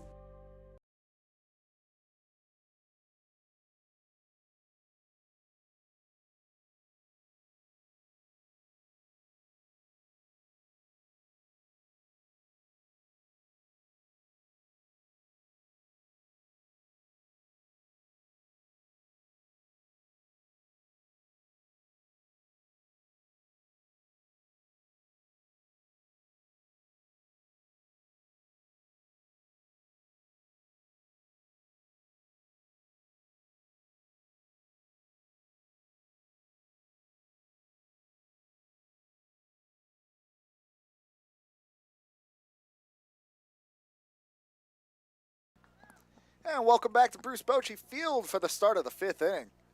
Raiders lead the home Eastern Florida State College Titans 6-2.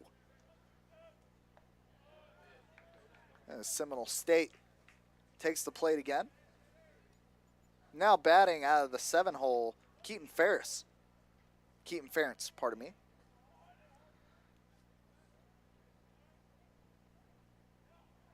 That one low, got away from the catcher there.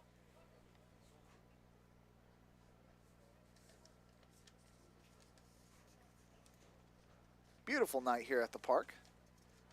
Very dark, but those lights help. Otherwise, I would very much envy those outfielders, especially with all the base hits heading out there in this contest. The hit count, 7 Raiders, 5 Titans. That one cut on and missed, 1-2 count.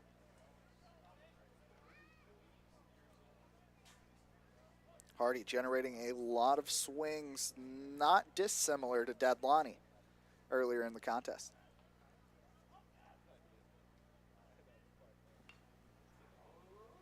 And there's a base, I would say base hit, but there's a hit out to shortstop, and they get it to first. 1 down, 2 to go to get out of this inning unscathed. Well, get out of this side of the inning unscathed. There we go. Hey, welcome back, Jake. Hey, appreciate How it. you feel? I'm good. I'm all good.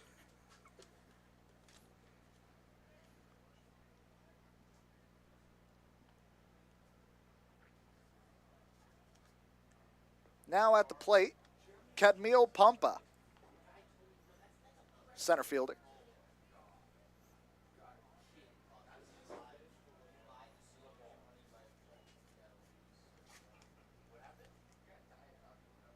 One zero count. That one swung on and missed. He liked it. I mean, what's there not to like? The heater down the pipe? Yeah, the ball just didn't want to kiss on the first date. No. Never that. 1 ball, 1 strike, 1 out. That one, he thought about it.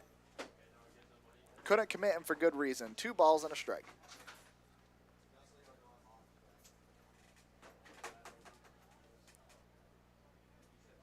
Hardy's starting to feel out the strike zone a bit more. He's getting comfortable, it seems, this inning. That one low. Seemed like it didn't come out of his hand right. He just didn't seem right after he let go of it. Bit of shake of not liking it.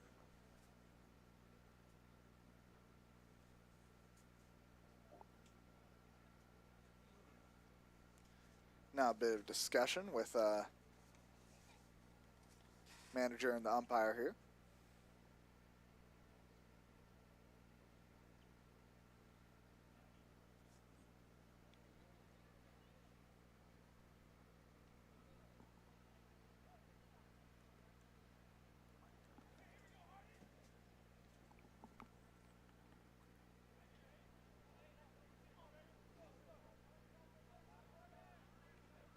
Trying to figure out exactly what the issue was there.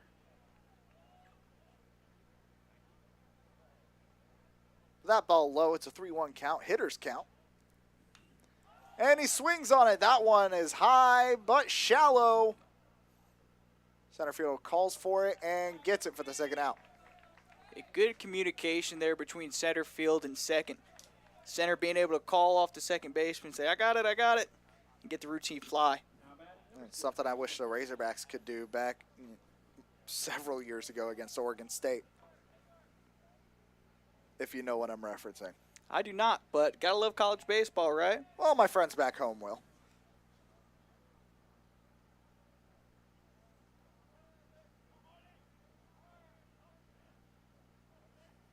Now up to bat, number 6, Jacob Green. Busy outing for him. First pitch is a ball. 2 outs now. No runners have met the bases.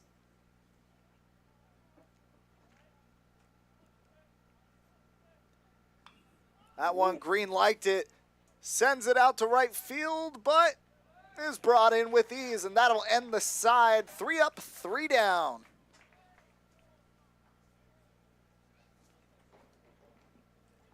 One of the easier pitched innings here for the Titans as of late.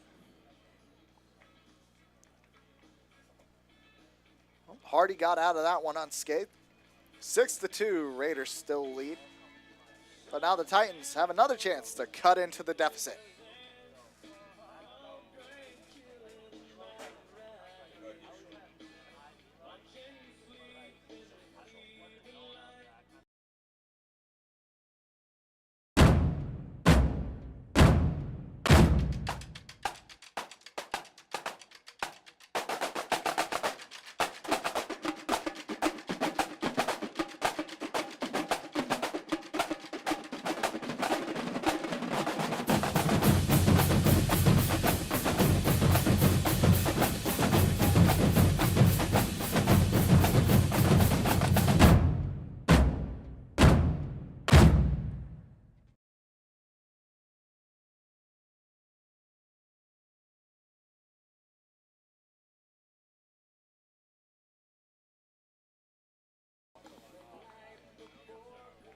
And we're back at Bruce Bochy Field for the bottom of the 5th inning.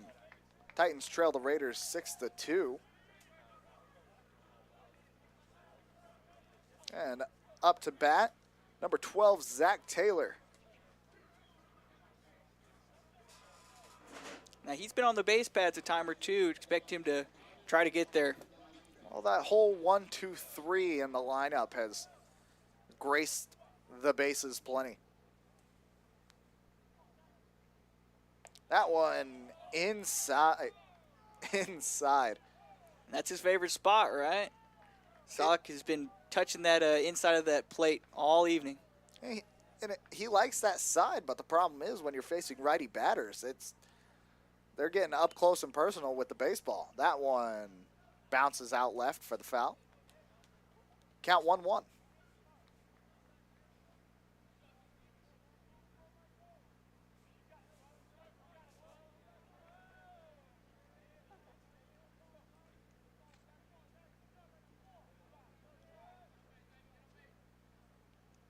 And there's another hit.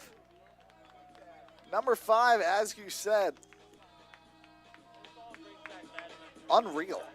Yeah, I've never seen anything like it. Five batters hit within the first 5 innings. I guess he's on par, batter an inning, eh? That pretty much. That'd be the average. Dalton Robinson, the cleanup man, comes in.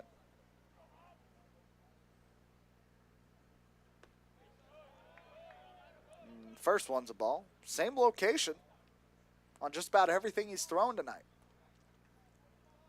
Seems like a lot of those pitches want to drift that way. That fastball, too, has that tail end, and it drifts off to the left. Didn't necessarily have that problem through the first 2-3 innings. Could be something to pay attention to as the innings go on. He's starting to tire a bit, and maybe that ball is starting to drift more and more and more inside, or in this case, outside to the left-handed batter. Well, if it starts to generate more runs, I'm not sure we're going to see it for much longer, Jake. You're exactly right. There, that one down the middle. Bunt attempt rolls out. Doesn't get past the dirt. Bit of a surprise seeing one of their heavy hitters taking a bunt, but he's also one of the speedsters known on this team, even though he's standing all of 6'5".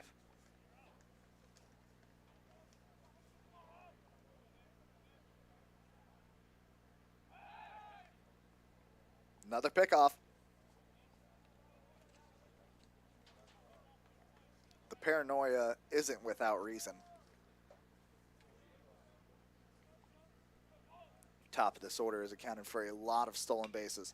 And there's a hit out to the outfield coming up for the diving grab. First for two. Gets it. And you just got to be more disciplined on the base pads there. You know that ball is getting lined out to center. You got to hold up a little bit closer to that bag.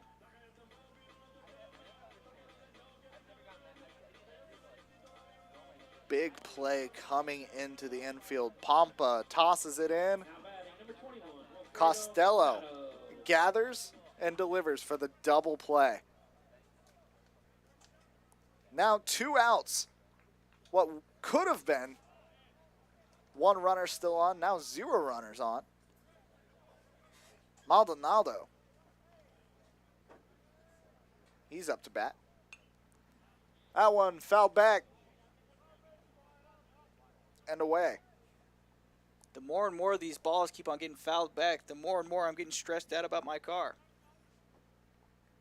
Just got to hope you parked far enough away. I needed the steps, so I did. Count 1-2, 2 outs. Solid chance to put it away. Delivers. Down and outside. Certainly staying away from the righty Maldonado now. 2 balls, 2 strikes, 2 outs. The hit to third. 5-3, he's out. That'll retire the side. And the inning, end of the 5th, 6-2, the Raiders up on the home Eastern Florida State College Titans. We'll be back for the 6th inning here at Bruce Bochy Field after a quick break.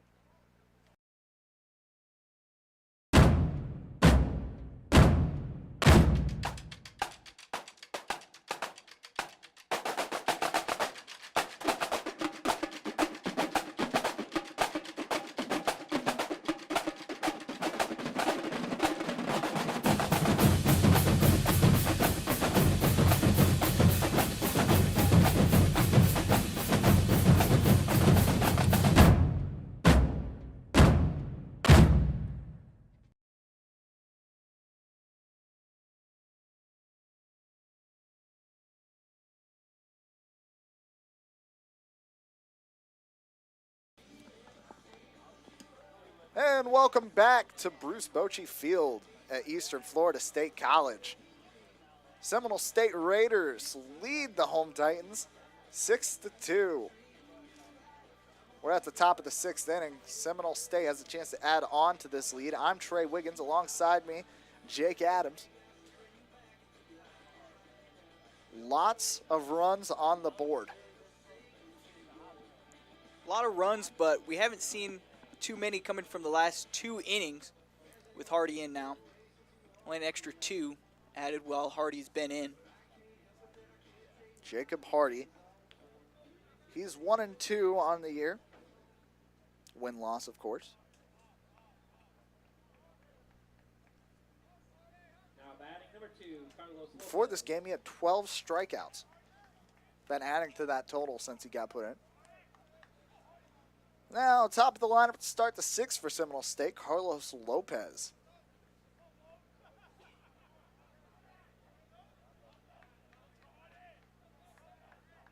I'm sure he's on a first-name basis with first, second, and third by now. First pitch. That's a strike. Starting with the off-speed. Had some break to it.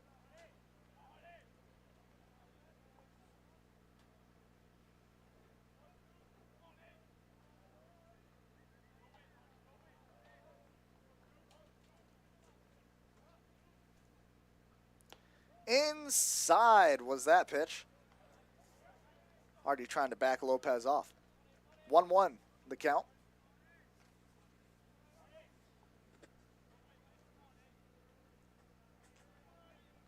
And one thing I've noticed with Hardy, too, not much of a windup. He stays in that stretch. Still delivering comfortably. 1-2.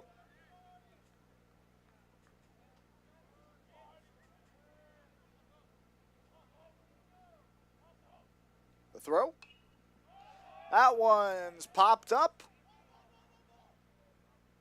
Calls for it and gets it. That's one out. Dominguez bringing that one in. Now batting number 3, Jose Perez. Jose Perez making his way to the plate.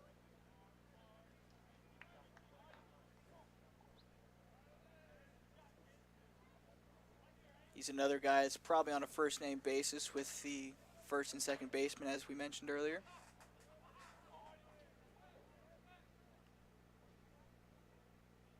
Righty deals. And that's a ball to start the AB.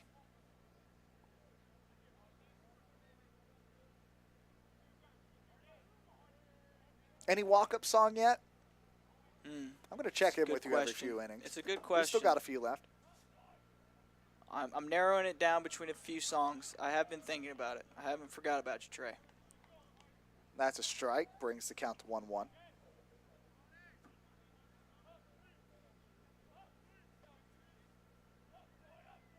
Mine's kind of an obvious pick. What do we got? Jump Around, House of Pain. Oh, love it. See, I don't know. Especially if I'm leading off. You know, I get Okay. up, I get in, let me begin. And that's another thing, too. It's kind of dependent on where you're at in the lineup, right? If you're first, maybe you want to start out with a good fast-paced song, you know, get the energy going to start off the inning. That ball popped. And it's down at short for the second out.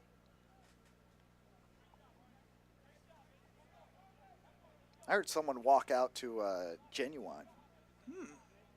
Okay. Batting number 22, Dario Esposito. I'm feeling, I think I might go with a slower pace song just to mellow myself down at the plate if I were there anyway.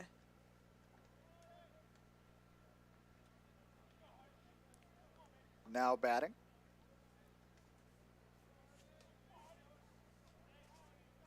Dario Estudio didn't start this game. Came in for the injured Cade Brewer. He went down at second base earlier in this contest. And a strike to open up. Estudio, a solid hitter on the year again. A 357 average through 6 games. And 2 ribbies. That one inside, but popped up. Fell down. Oof. And that's, he tripped over the third base, and that's fair play. Estudio finds first base. And that's just super unlucky there, but you also have to be aware of your surroundings. At third base, you know that ball is popped up, everybody's looking just at ball, but take a peek at your surroundings first, then find the ball.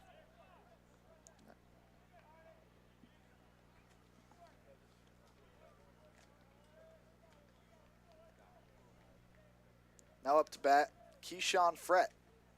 He's got 2 hits on the evening.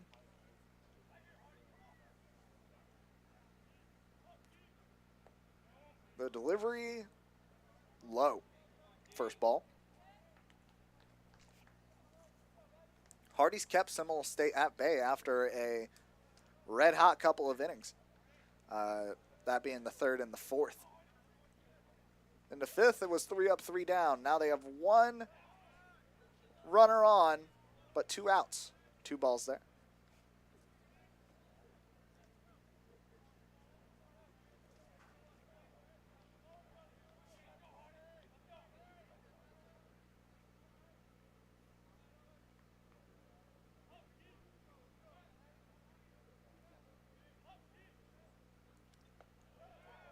Hardy deals in that one.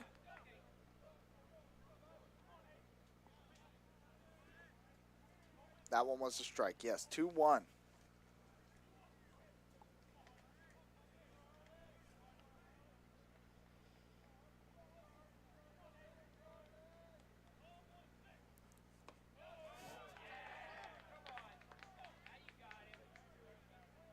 And here we go. That is a second strike count, is even 2-2.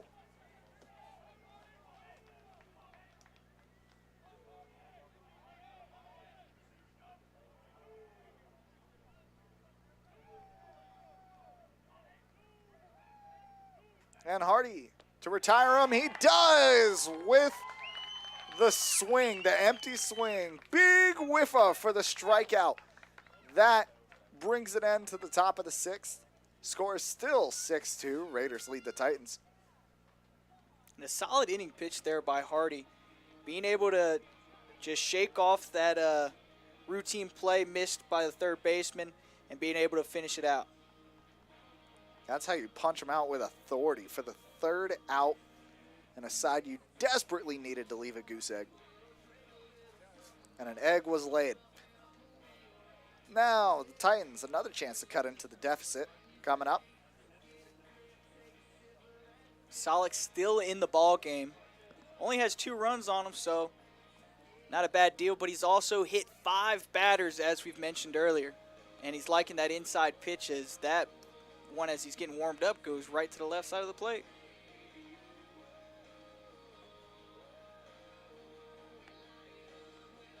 He's hemming in some of these pitches here. He still has a chance to get farther into this game. Oh yeah, definitely still has some juice in the tank. Still zipping it in.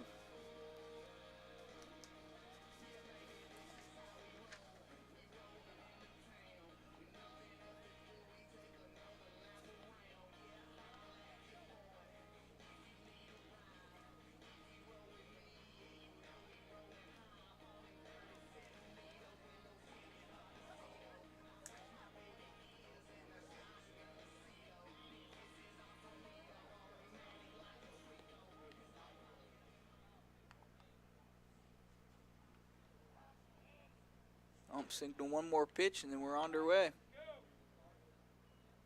He'll lead off the bottom of the sixth. Now batting number 33, Edio Tolentino. Edio Tolentino, catcher for the Titans.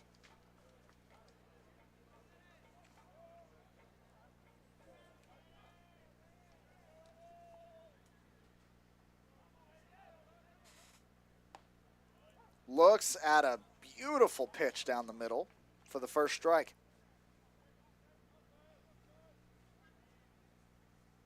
And the second quickly.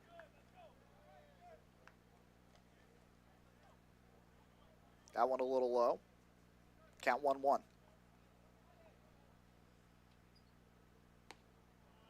And that one's a strike. A lot of movement on that one, left to right. 1-2 count.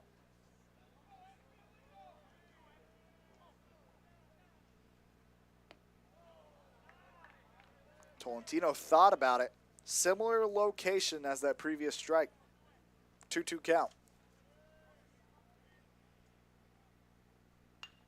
And that one hit out to center. Tracking it and grabs it for the out. That one had a chance, too.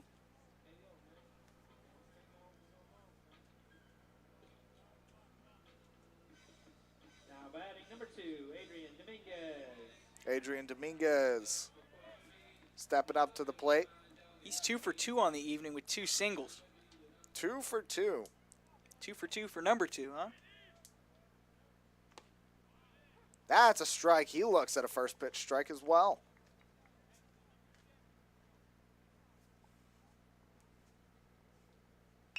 Another quick pitch. That one out to short.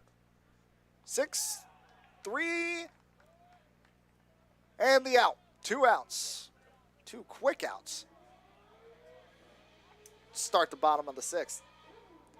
And now up to the plate, Keeber Lopez. Number 18, Keeber Lopez. 2 outs. No men on. The delivery. And another first pitch strike looked at. Little flinching of the bat, but no commitment.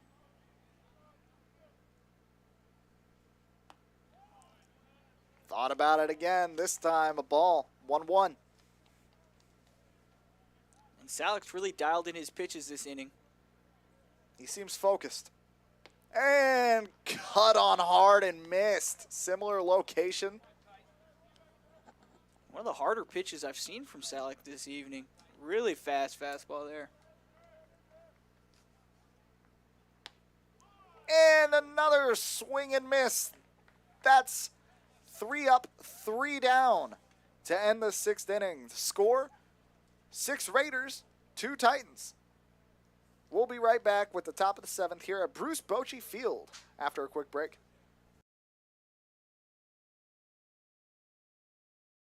Build a successful career with a bachelor's degree from Eastern Florida State College. You can choose from nearly 25 tracks in today's top job fields of business, healthcare, and computer technologies, with classes tailored to meet your needs on campus and online. A bright future awaits you with a bachelor's degree from Eastern Florida State College. To learn more, visit easternflorida.edu/go/bachelors.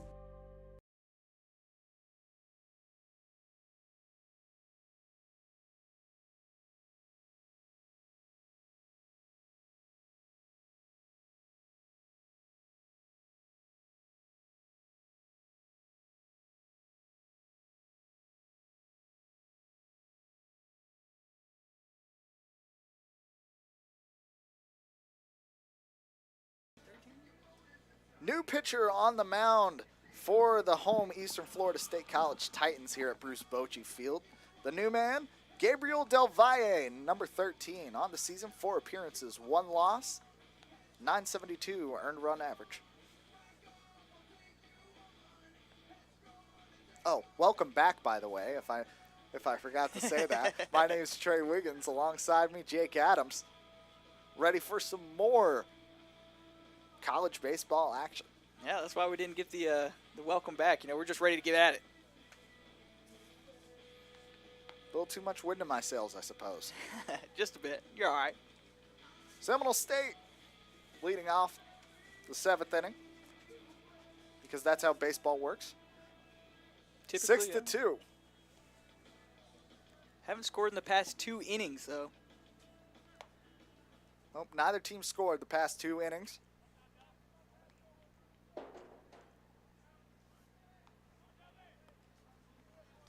Which, if that means there's a pattern, that means that runs shall be scored this inning.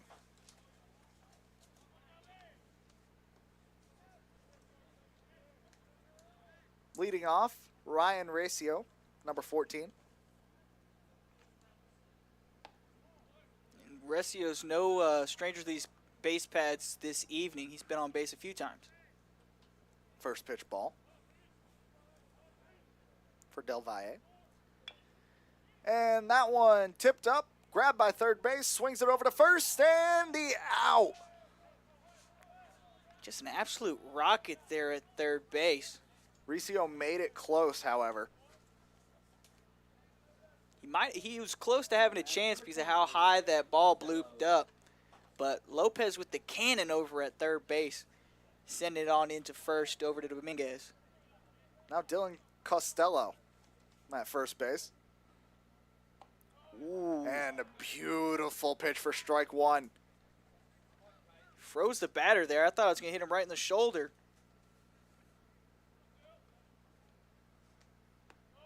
And another offering, another strike. Looked at both.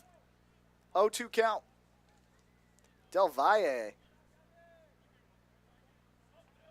He's starting off strong.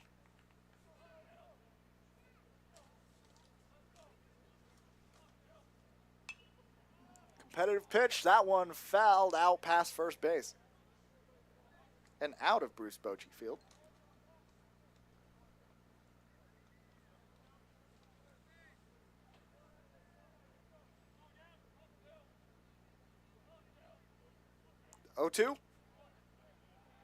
Just a bit outside. 1-2 count.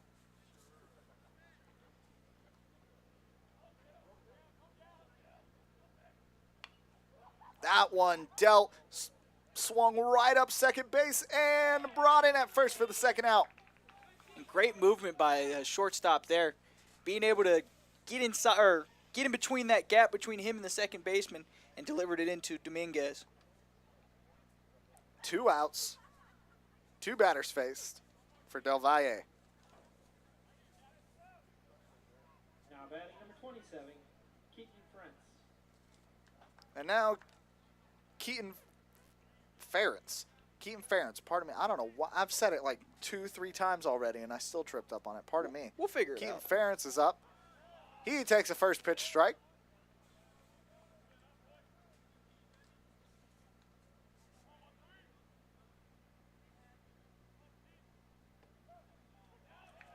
Ooh. And another strike. Quick 2 strikes to go down in the count of 2. Del Valle is really getting that off speed going now. With 2 outs.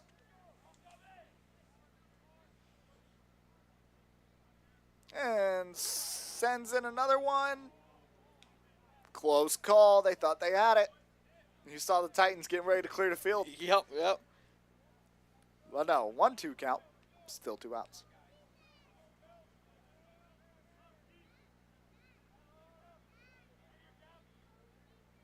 And the offering. Low and outside. 2 balls, 2 strikes, 2 outs.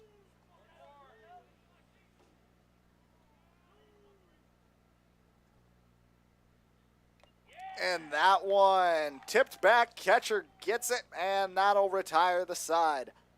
Titans make the Raiders drop another goose egg. Score remains 6-2. Titans with a chance to come back out in the bottom of the 7th and cut into the lead. Del Valle with a solid outing in his first inning pitched. Very solid outing. 3 up, 3 down.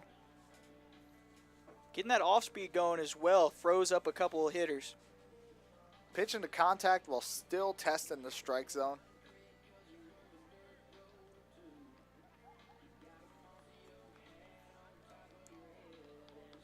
Salek still on the mound for Seminole State.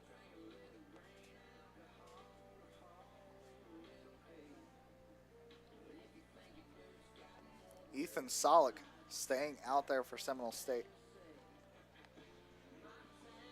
Well, he had a pretty solid inning last inning. He did, hemmed it in. Don't believe there was anybody hit that inning. No.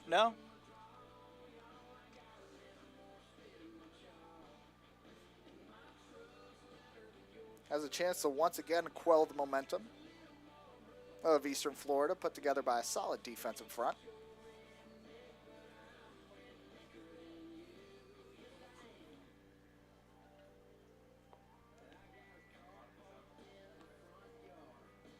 And that one more pitch signaled by the umpire, and we'll be underway. And there it is. Almost knocked himself off balance with that one, Yeah. but he's ready to go. Gabriel Cruz leading off the 7th inning. Number 1, Gabriel Cruz. Second baseman. He has one of the more solid walk-up songs, as we pointed out already. It's a nice beat. Oh, yeah. No clue what the song is, but the beat's nice. Neither do I. Does that mean we're old? I Who thought we knows? were young. First pitch strike. These dang kids and their music. Oh, stop it. Hear the good eye for good reason. That's a ball. 1-1 count.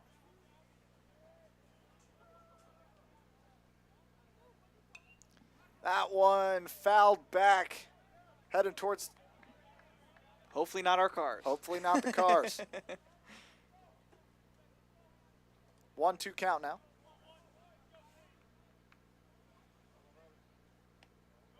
That one's a ball. 2-2.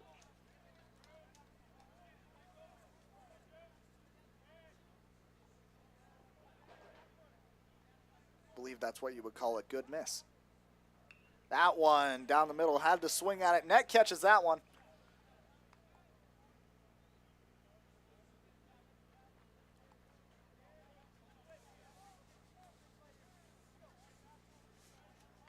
Two count still. The delivery. Another solid pitch. That one creeps inside for the ball. Now the count's full, 3-2.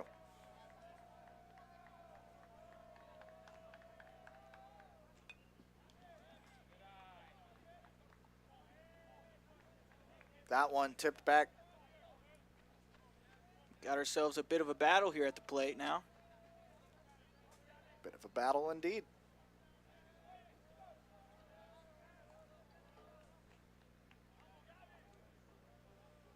Cruz waiting. And he was confident in that one. There's the walk. And he's going to first. And that's another walk by Salick. Solik, excuse me. Now batting number 5, Carlos Cordero. Carlos Cordero, the leadoff man for Eastern Florida, now in batting second. Cruz got himself on base, standing tall against Salick. So a batter on, no outs. And Cordero, a solid hitter. 353 average through 13 games. Flashed that bunt too, but got it back in time. First pitch ball.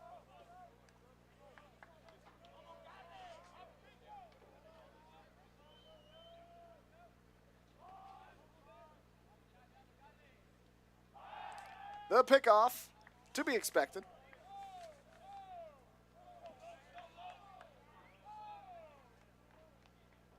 Cruz has 3 stolen bases on the year. That one.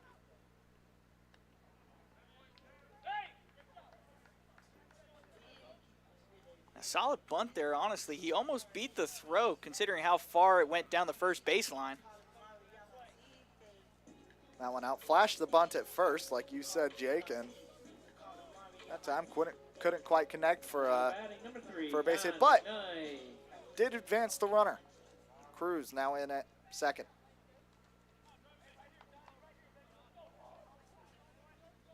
Don McKnight up to bat. 1 out, 1 runner in scoring position.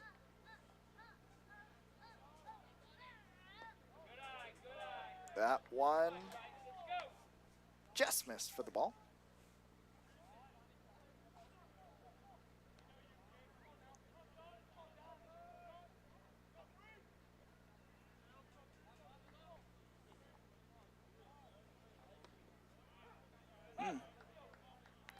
That off-speed working now for Solik. Similar location, just a little bit higher for the strike.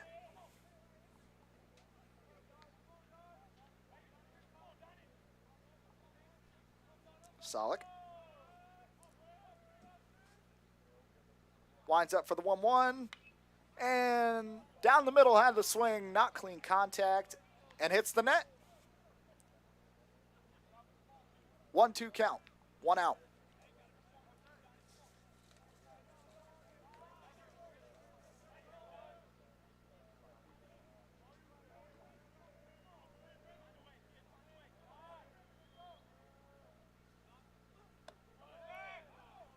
That one outside. Looked like a pitch out, but It did. Not something you see a lot in today's game. I mean, nobody was there to cover second, so didn't mean anything. Yeah, not something you see a lot in today's game. I barely recognize it. 2-2 count. Popped up. 3 players in the middle of it. Left field comes down with it. 2 outs. Didn't seem like a whole lot of communication between the 3 of them, but sprinting over here is Green to make the catch with his hat flying off with his speed. Jacob Green comes down with it. 2 outs, 1 runner at second. And with that, Now batting number 12, Zach Taylor. as the PA guy says it, number 12, Zach Taylor, up to bat. not just any PA guy. That's Mike Parsons there. It is Mike Parsons. How could I? Bit of a conversation.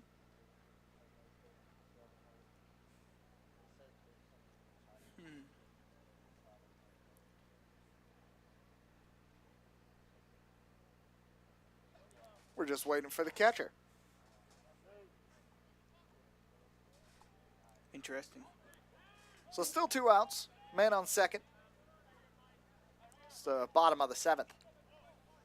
Time flies in baseball, doesn't it? You're exactly right. And they say the game takes too long. Oh, come on.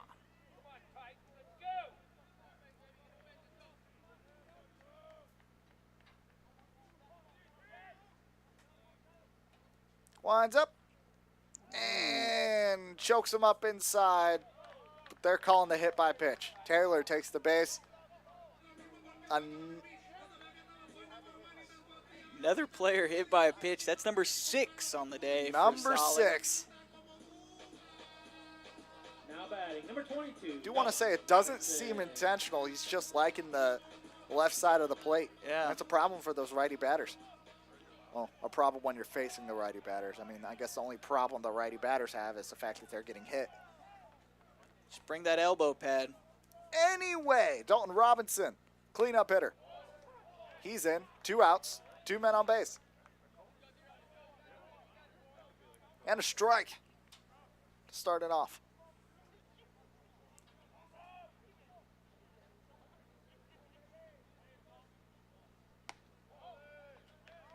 Launches that one outside for the 1-1.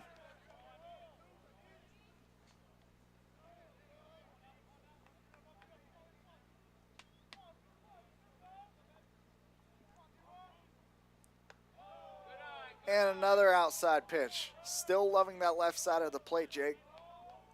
Yeah, he's still finding his way on that left side. Just no right-handed batter this time. 2-1 count.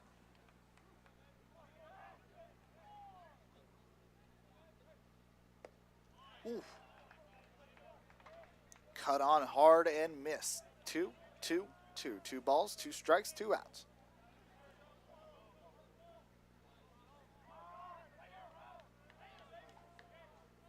Wind up. And swung to second base. And tag on second base for 3 outs. And that will do it for the 7th inning. Score still 6-2. More runners left on the field for the Titans. Raiders lead 6-2. We'll be back with the 8th inning at Bruce Bochy.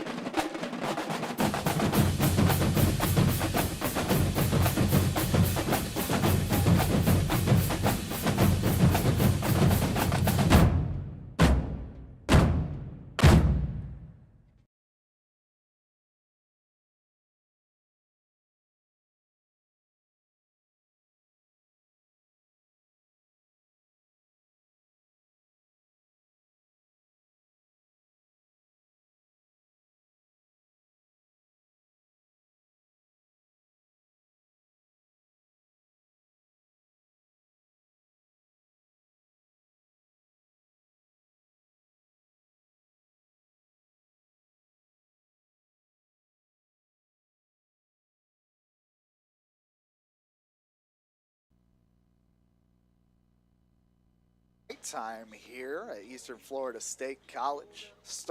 Top of the 8th inning. Seminole State College Raiders lead the home Titans 6-2.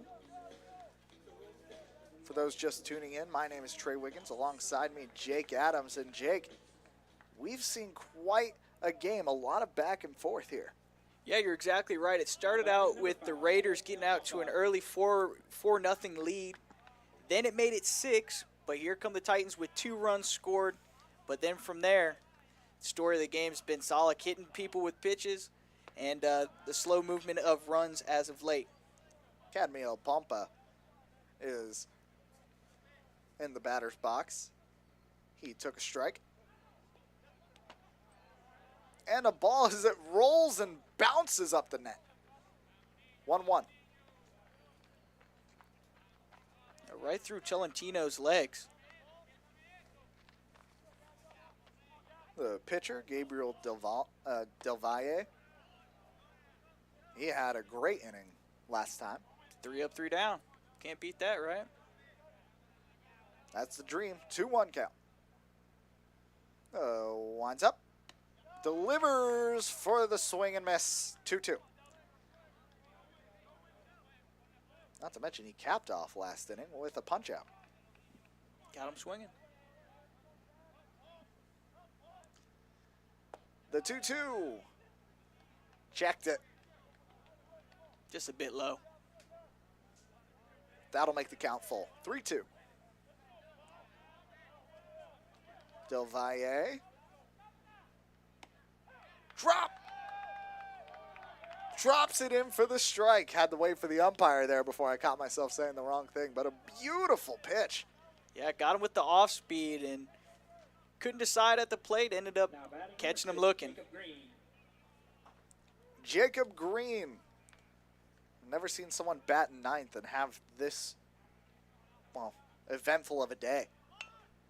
The bunt attempt. Up to third, delivers the first, and Green's there safe. Up easy.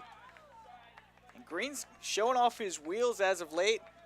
Last inning had that running catch almost into the infield from left field, and now beating out the throw with the bunt.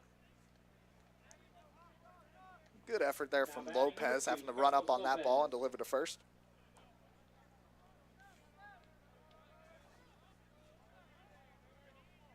Now up Carlos Lopez. We're back to the top of the order.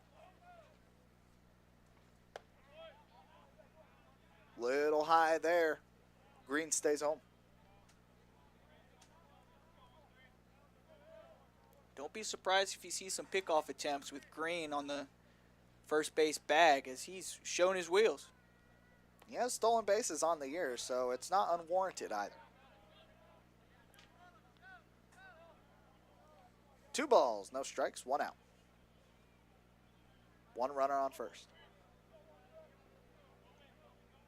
Lopez, another one of these speedsters for the Seminole State squad. The delivery, it's out right field, and that one is foul.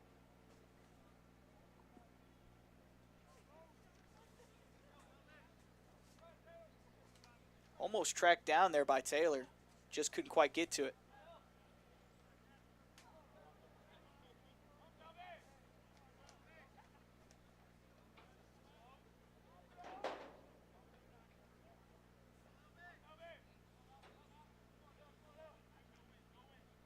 Two balls, 1 strike.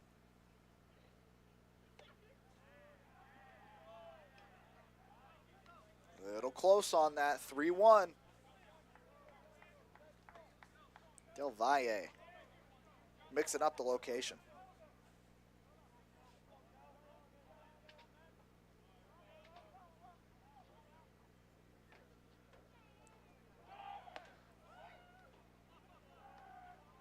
And Lopez gets hit by that inside pitch. That'll advance Green. 2 runners on base, 1 out with Jose Perez. That was a super close pitch. You could barely tell that he was hit. Just grazed him on the inside. Oh, I definitely had to pause for a second and wait before I said anything. But first hit by pitch for Del Valle on the night. Now Jose Perez. There's a strike down the middle.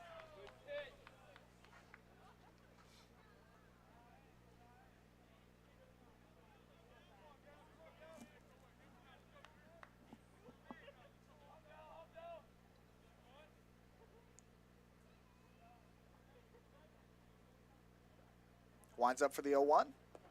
And down low. That's a 1-1.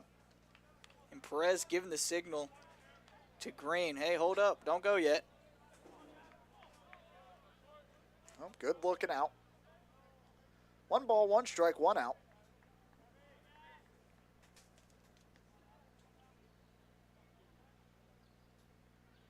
Kicks back. Ooh. Drops it just a little high, but I saw the movement on that. And Del Valle has really been honing in that off-speed pitch.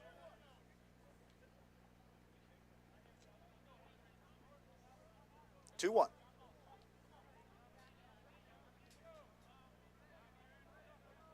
Righty deals. And lefty looks. Well done. Little linguistic alley-oop there. Hey, I like it. I like it. Keep setting me up, huh? 3-1, hitters count.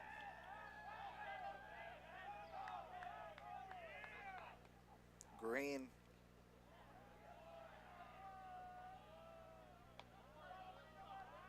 Del Valle walks it off.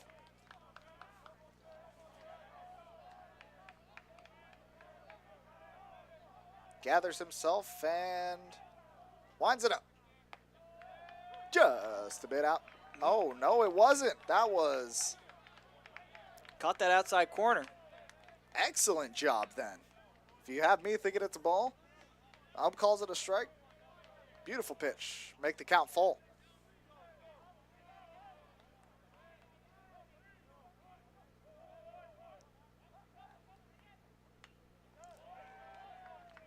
Makes contact, fouls it back.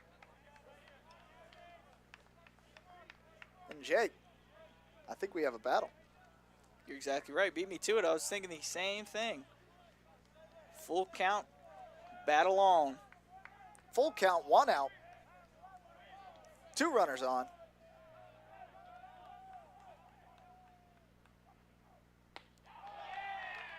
And there's the punch out on the full count for the second out. Still 2 runners on. Del Valle prevails in that battle. Yeah, and that's the second time Del Valle has caught somebody swinging on that third strike.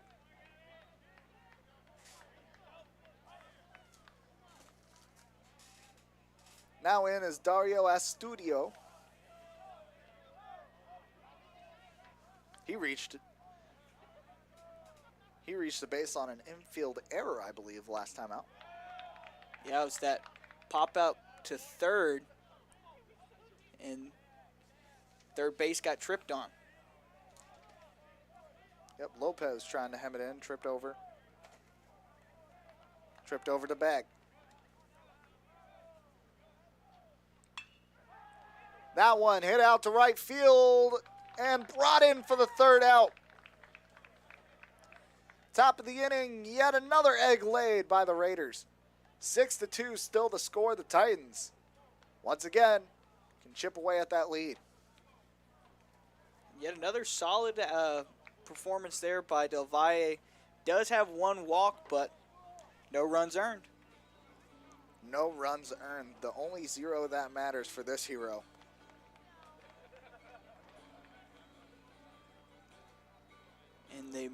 And the Raiders may be going with a pitching change now, as we wait for Solak to make his way to the mound, possibly.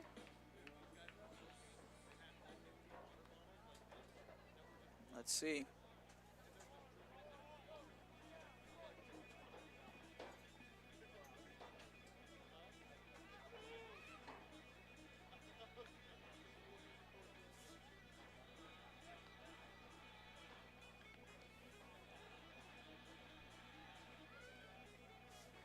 It appears we do have the pitching change now as Connor Hensley, the redshirt freshman, makes his first appearance into the game.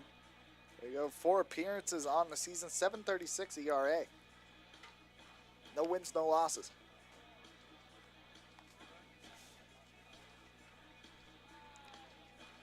And a valiant effort from Ethan Solak, I will say, only giving up those 2 runs. Only 2 runs, on par with his average of .216 on the year. Although he did hit 6 batters, only 2 runs to put to his name. 6 batters hit by a pitch. That is not a stat I've heard in a while, if not ever. not ideal, as some might say.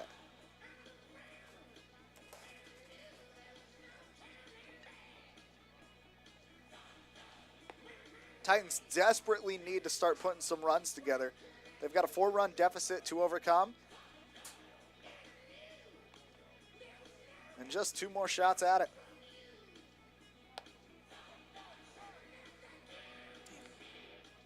Now pitching for the Raiders, number 28, Connor Hensley.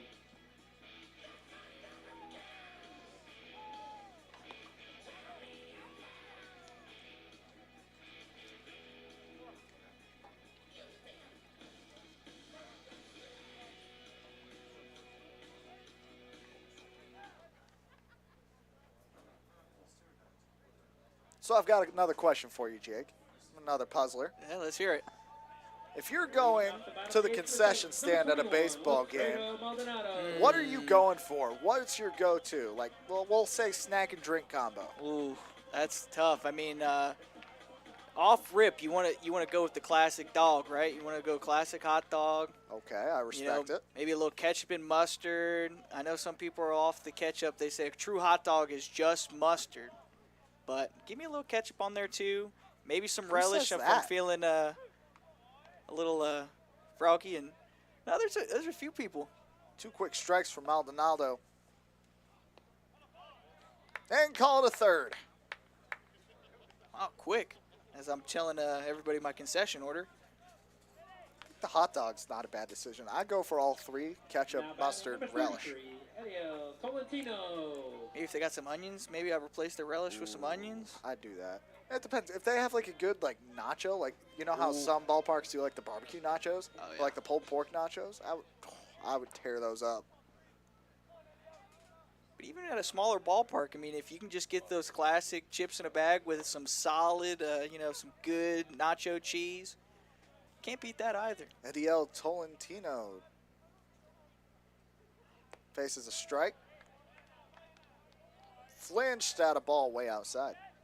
And Hensley's making these pitches quick here, taking no time at all. Oh, but it's working. That's a ball and 2 strikes. A big changeup in pace of play compared to Solik. That one fouled up and over the lights and into the bullpen.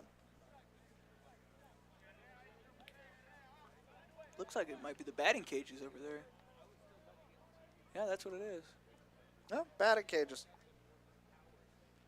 All right, so what? You throw pitches in a batting cage, too. 2-2 count.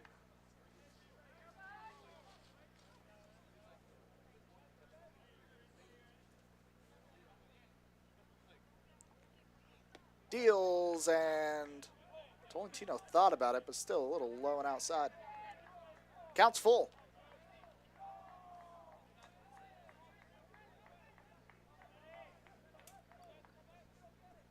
The wind up and same location, same result. That's a walk. Strikeout and a walk. 2 polar opposites. And that first strikeout came quick, too, as we weren't used to that pace of play, as I mentioned. It did. That was it was 3 straight cuts and misses, too. And gotta credit him. Maldonado did not take that one looking. And when you hear 50 Cent come on, you know it's Adrian Dominguez. That's a close ball. 1.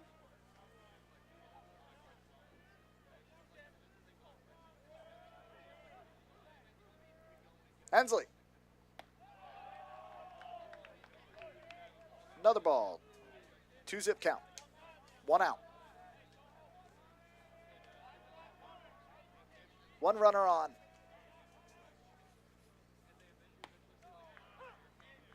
There's the strike. 2-1. He found his spot.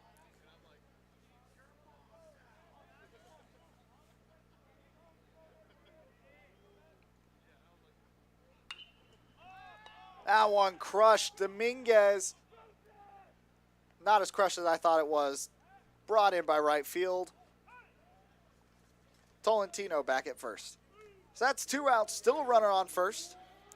Tolentino was testing his luck a bit with that large leadoff with that liner out to right field. Almost got tagged out at first, making his way back. But he made his way back. 1 stolen base for him on the year. Now up to bat, Kibar Lopez. Makes contact with that one. Strike 1. 2 outs.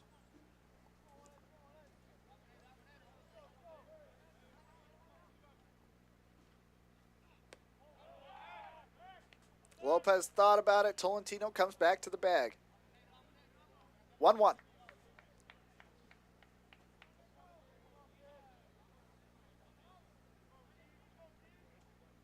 Pitcher Connor Hensley from Castleberry, Florida. That's where my gym is. Hey, there we go. What gym do you go to? It's Crunch Fitness. Crunch, oh. Solid one. I can't complain. They punish me enough 4 days a week. That one fouled back, made me look. 1-2 count. 2 outs. Low in the dirt, Tolentino stays. 2 balls, 2 strikes, 2 outs.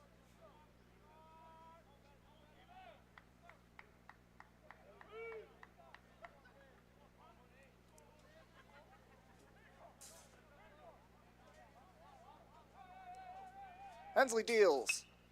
That one's hit out to right field, brought in with ease for the 3rd out to end the 8th inning. So the Raiders still lead 6-2 over the home Titans here at Bruce Bochy Field. Raiders have a chance to extend. Titans, they only have 1 more chance to cut into this lead. We'll be right back with the 9th inning after this break.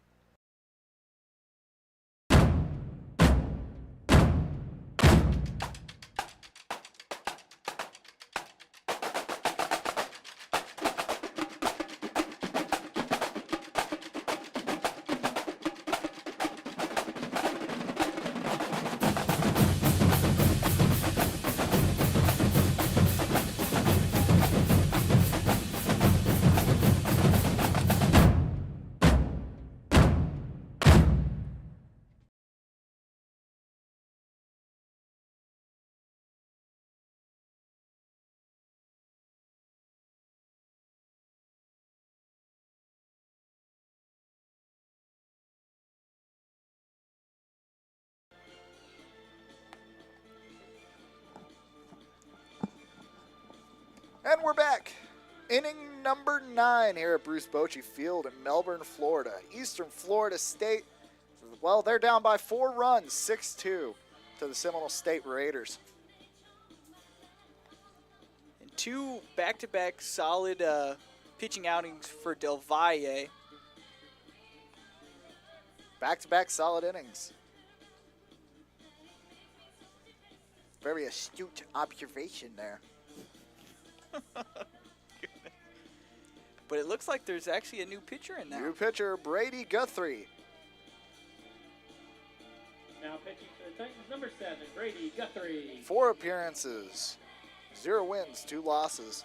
ERA, 6.59. But that doesn't matter that much, considering on the season, Del Valle has a 9.72 and just put out 2 shutout innings.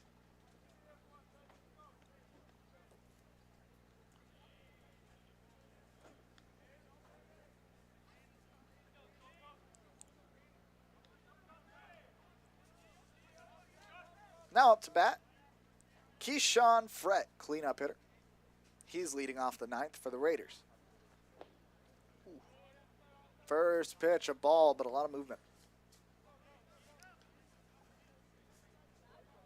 These pitchers tonight really liking that inside on right-handed batters.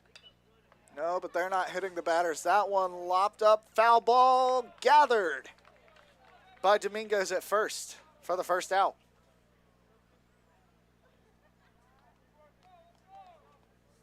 Now batting number 14, Ryan Recchio. It was a quick 1st out. 2 pitches, 1 out.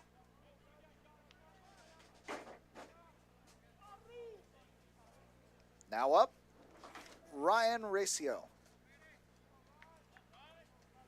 Batting out of the 5-hole all night. That one sent to right center. It's down for a base hit. Racio stays at first. And he's had a few hits tonight. That brings their hit count on the night to double digits. Dylan Costello now up to the plate. Costello, another guy that's gotten his bat on the ball a time or two tonight. Not that time. Swings and misses. And a bit of a hesitant swing there as he didn't think about swinging it halfway through and then just had to finish it off. Guthrie made him think about it. Now he winds up for the 0-1. In the dirt. He went on it. Missed the tag. He's safe for the steal. Yeah, that throw by Tolentino kind of drifted over to the left, causing the whiff tag. Now runner in scoring position with 1 out. 0-2 count.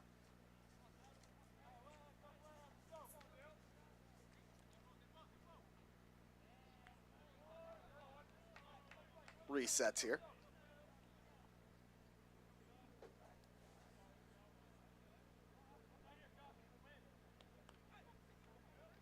The pitch sent and delivered for the ball. Down a little low. Now a little talk between pitch and catch. 1-2 count. 1 out. Runner at second.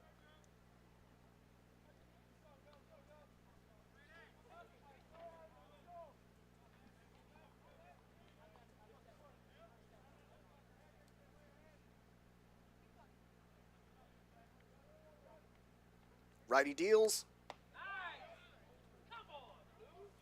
In for the ball. Stands didn't like it. I was going to say that.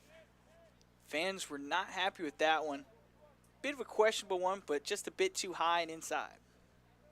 2-2 count.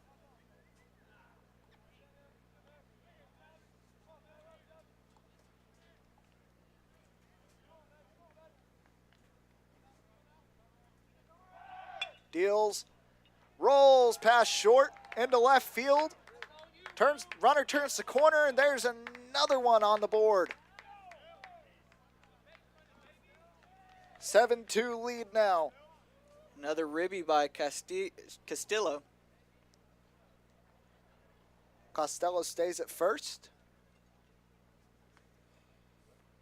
Guthrie gives one up in the ninth.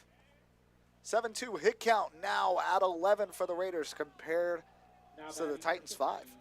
Danny Ramirez.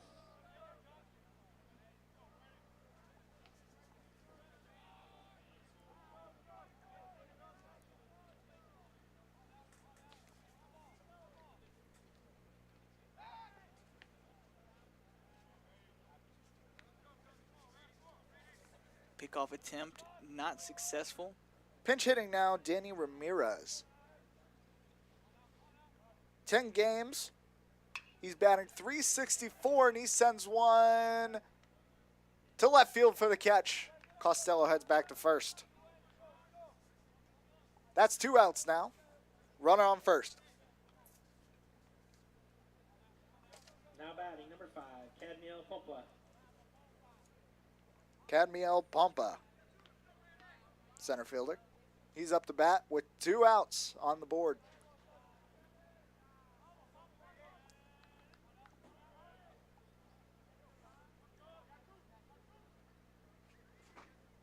Guthrie lines up,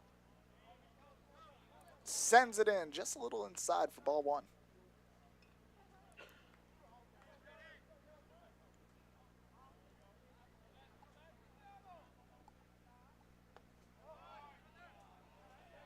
And that one a ball too.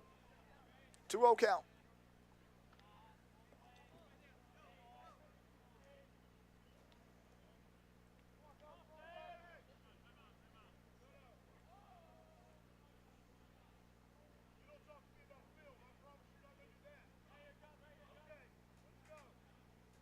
Umpire talking to the Titans dugout. Maybe saying some things he doesn't like, I assume. After a quick time, we're back. Sends it. Cuts. Runner goes. And the third out is that second. Costello gunned down. Yeah, Torrentino with the cannon there. That'll end the top of the ninth. Now, the Titans got one shot, one opportunity to seize everything they ever wanted. I had to finish the lyrics. 7-2. Raiders lead the hometown Titans. Attaboy, Eminem. I see you, dog. Don't call me Eminem. I can't. Look, you're asking for too much from too little. I can't. I just had to finish the lyrics.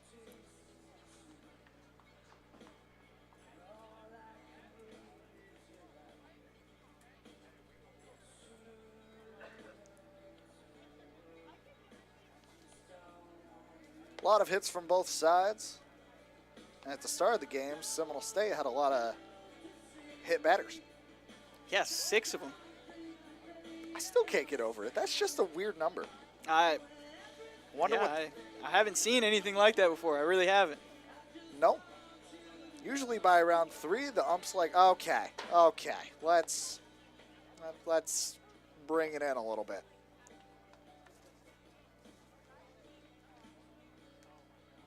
Connor Hensley still out there for Seminole State. If it ain't broke, don't fix it. Raiders put up another run at the top of the ninth. Now with the bottom of foot. Eastern Florida. It's go time. They need the runs. They need 5 of them at least. Number 1, Gabriel Cruz. Gabriel Cruz making his way back.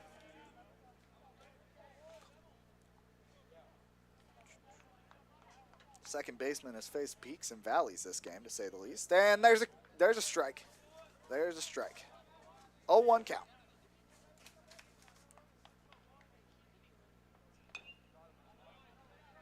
That one fouled back.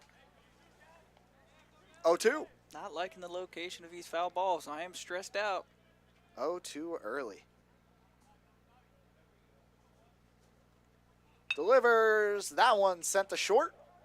But 6 bobbled. bounced up on him to 3. He's safe. Cruz is in and safe. Runner on to start the bottom of the ninth. And it's a costly error by Perez. That's his second of the evening. Now batting number 5, Carlos Cordero. Back to the top of the order we go. Carlos Cordero, the shortstop. Very familiar with the base pads this evening.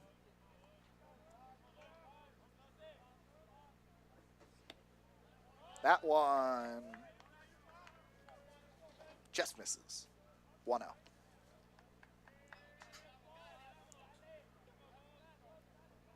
Cruz on first. What's on second? I don't know. Who's on third? Yep. I get About to right. make it again.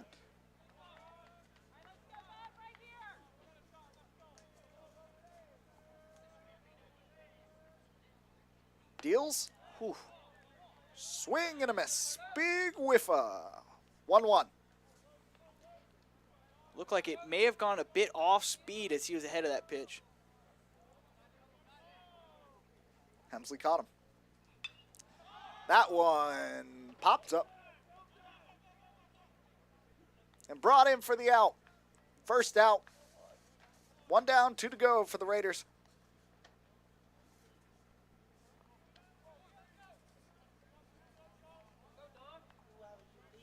Now batting number 3, Don McKnight. Don McKnight coming in. And hearing Don McKnight's walk-up song makes me think about my walk-up song as well, and I think I found it. We're going Kodak Black, and we're going Transportin'. If you haven't heard it, go take a listen. Okay, so I pick a good song, and then you pick Kodak. That's not a good song for you, Trey? It's Kodak. None of it's good. That's just how I feel. Opinions. Everybody's 1 got ball, 0 strikes, 1 out. Run at first, going for second. Oh, just missed the tag. Cruz is safe. Solid throw there by a studio.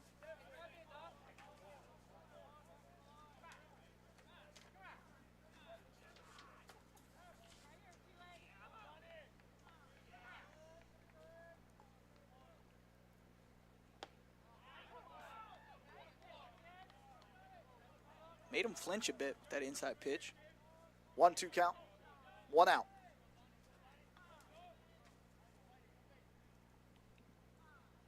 McKnight waiting. Hensley deals. Just a bit outside. 2-2. Hensley's still feeling at that strike range, or strike zone, excuse me. Strike range, what am I talking about? Runner in scoring position. Every run counts. Inside now. Counts full. Now, if you're McKnight in that situation, you might want to lean into that one just a bit, just so you can get another runner on. Oh, at hip height? Absolutely not. That just sounds painful. Oh, it's going to be a gnarly bruise the next day. I'm not going to disagree with you, but, like, that just sounds painful. That one lobbed up, left field, comes down with it easy. Cruz stays put. That's 2 outs now. Runner is second. 1 to go for the Raiders. Now batting number 12, Zach Taylor. Zach Taylor up to bat.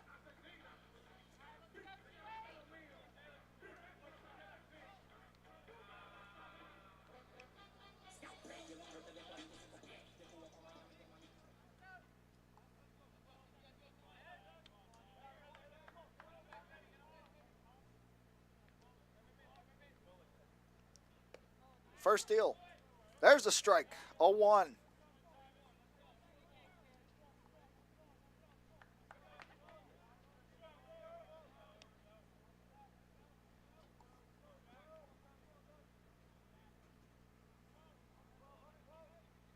The 0-1.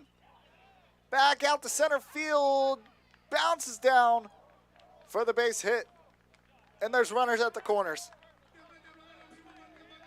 And a runner in scoring position, more importantly. The 2-out rally. Now batting number 22. They got the right guy at the plate now as their DH comes in. As we've mentioned, one of the bigger guys for this Eastern Florida squad. He can get on base. Standing all of 6'5", and I mean every bit of it. Definitely imposing in the batter's box. And there's the strike, 0-1. Runners at the corners. 2 outs. Now a strike.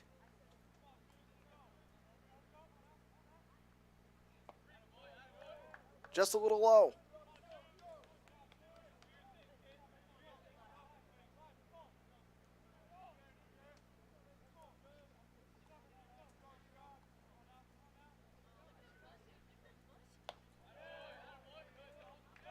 And looks at another one. 2-1 now.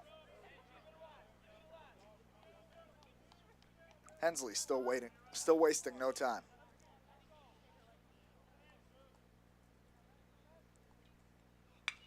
That one, Robinson swings it right back up the middle. Cruz scores. Runner in at second. 2 runners on.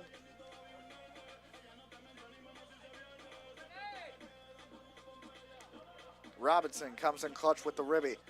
Now 7-3. Back to the 4-run deficit they previously faced before the 9th inning started. Now batting number 21, Wilfredo Maldonado. Wilfredo Maldonado. He was the first batter to face Hensley when he was brought in, and he went down in 3 pitches. All 3 swings and misses. Whoosh. Just the sound of wind passing by the bat. Trey, you crack me up, man. That's the goal. First pitch strike. That time looking, not swinging.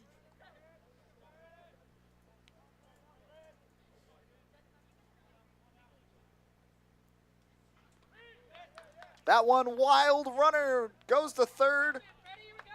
Both runners advance. 2 runners in scoring position now. This could get interesting, Trey. Base hit to the outfield scores you at least 1.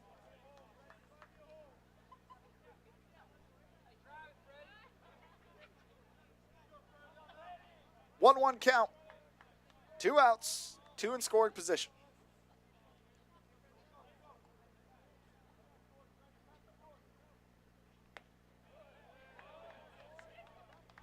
Three-one. It's a hitter's count now. Close call.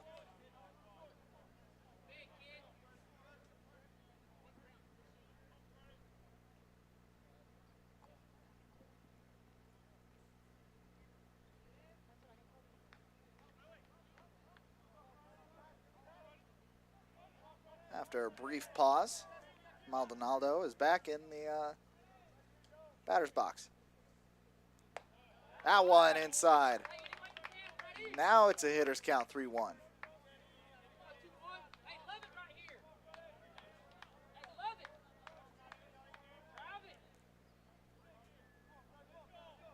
Huge at bat here. And cuts on it and missed to make the count full. He wanted every bit of that one, got none of it. Yeah, hefty hack at that one. Wanted to get a hold of it. Couldn't find any of it. 3-2. 2 outs. And the swing and miss. Hensley closes it out. Seminole State College wins it 7-3 at Bruce Bochy Field. As both the teams, or at least Seminole State comes out to slap hands. Thank you for coming out to tonight's game. The Titans will be back at Bruce Bochy Field on Saturday afternoon. Raiders got ahead early in the 3rd and 4th inning, putting up 6 runs. Yeah, you don't look at if you don't look at the scoreboard, I mean, it's a pretty tightly contested ball game, but you know, you score 4 runs in 1 inning. It's hard to come back from it, and the Titans couldn't manage it. Starting pitcher Matt Dedlani got himself in a hole and couldn't dig himself out. 6 runs in 2 innings. And despite a solid effort otherwise, the Titans go down on their home field 7-3 to the Raiders, but they don't have to take this one laying down. Their next game, Wednesday, they'll be facing Seminole State College in their territory. A bit of redemption opportunity for them.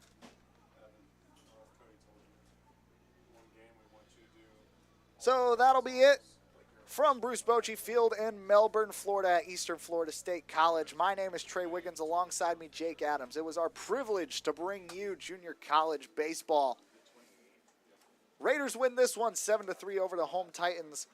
Ladies and gentlemen, have a great rest of your night.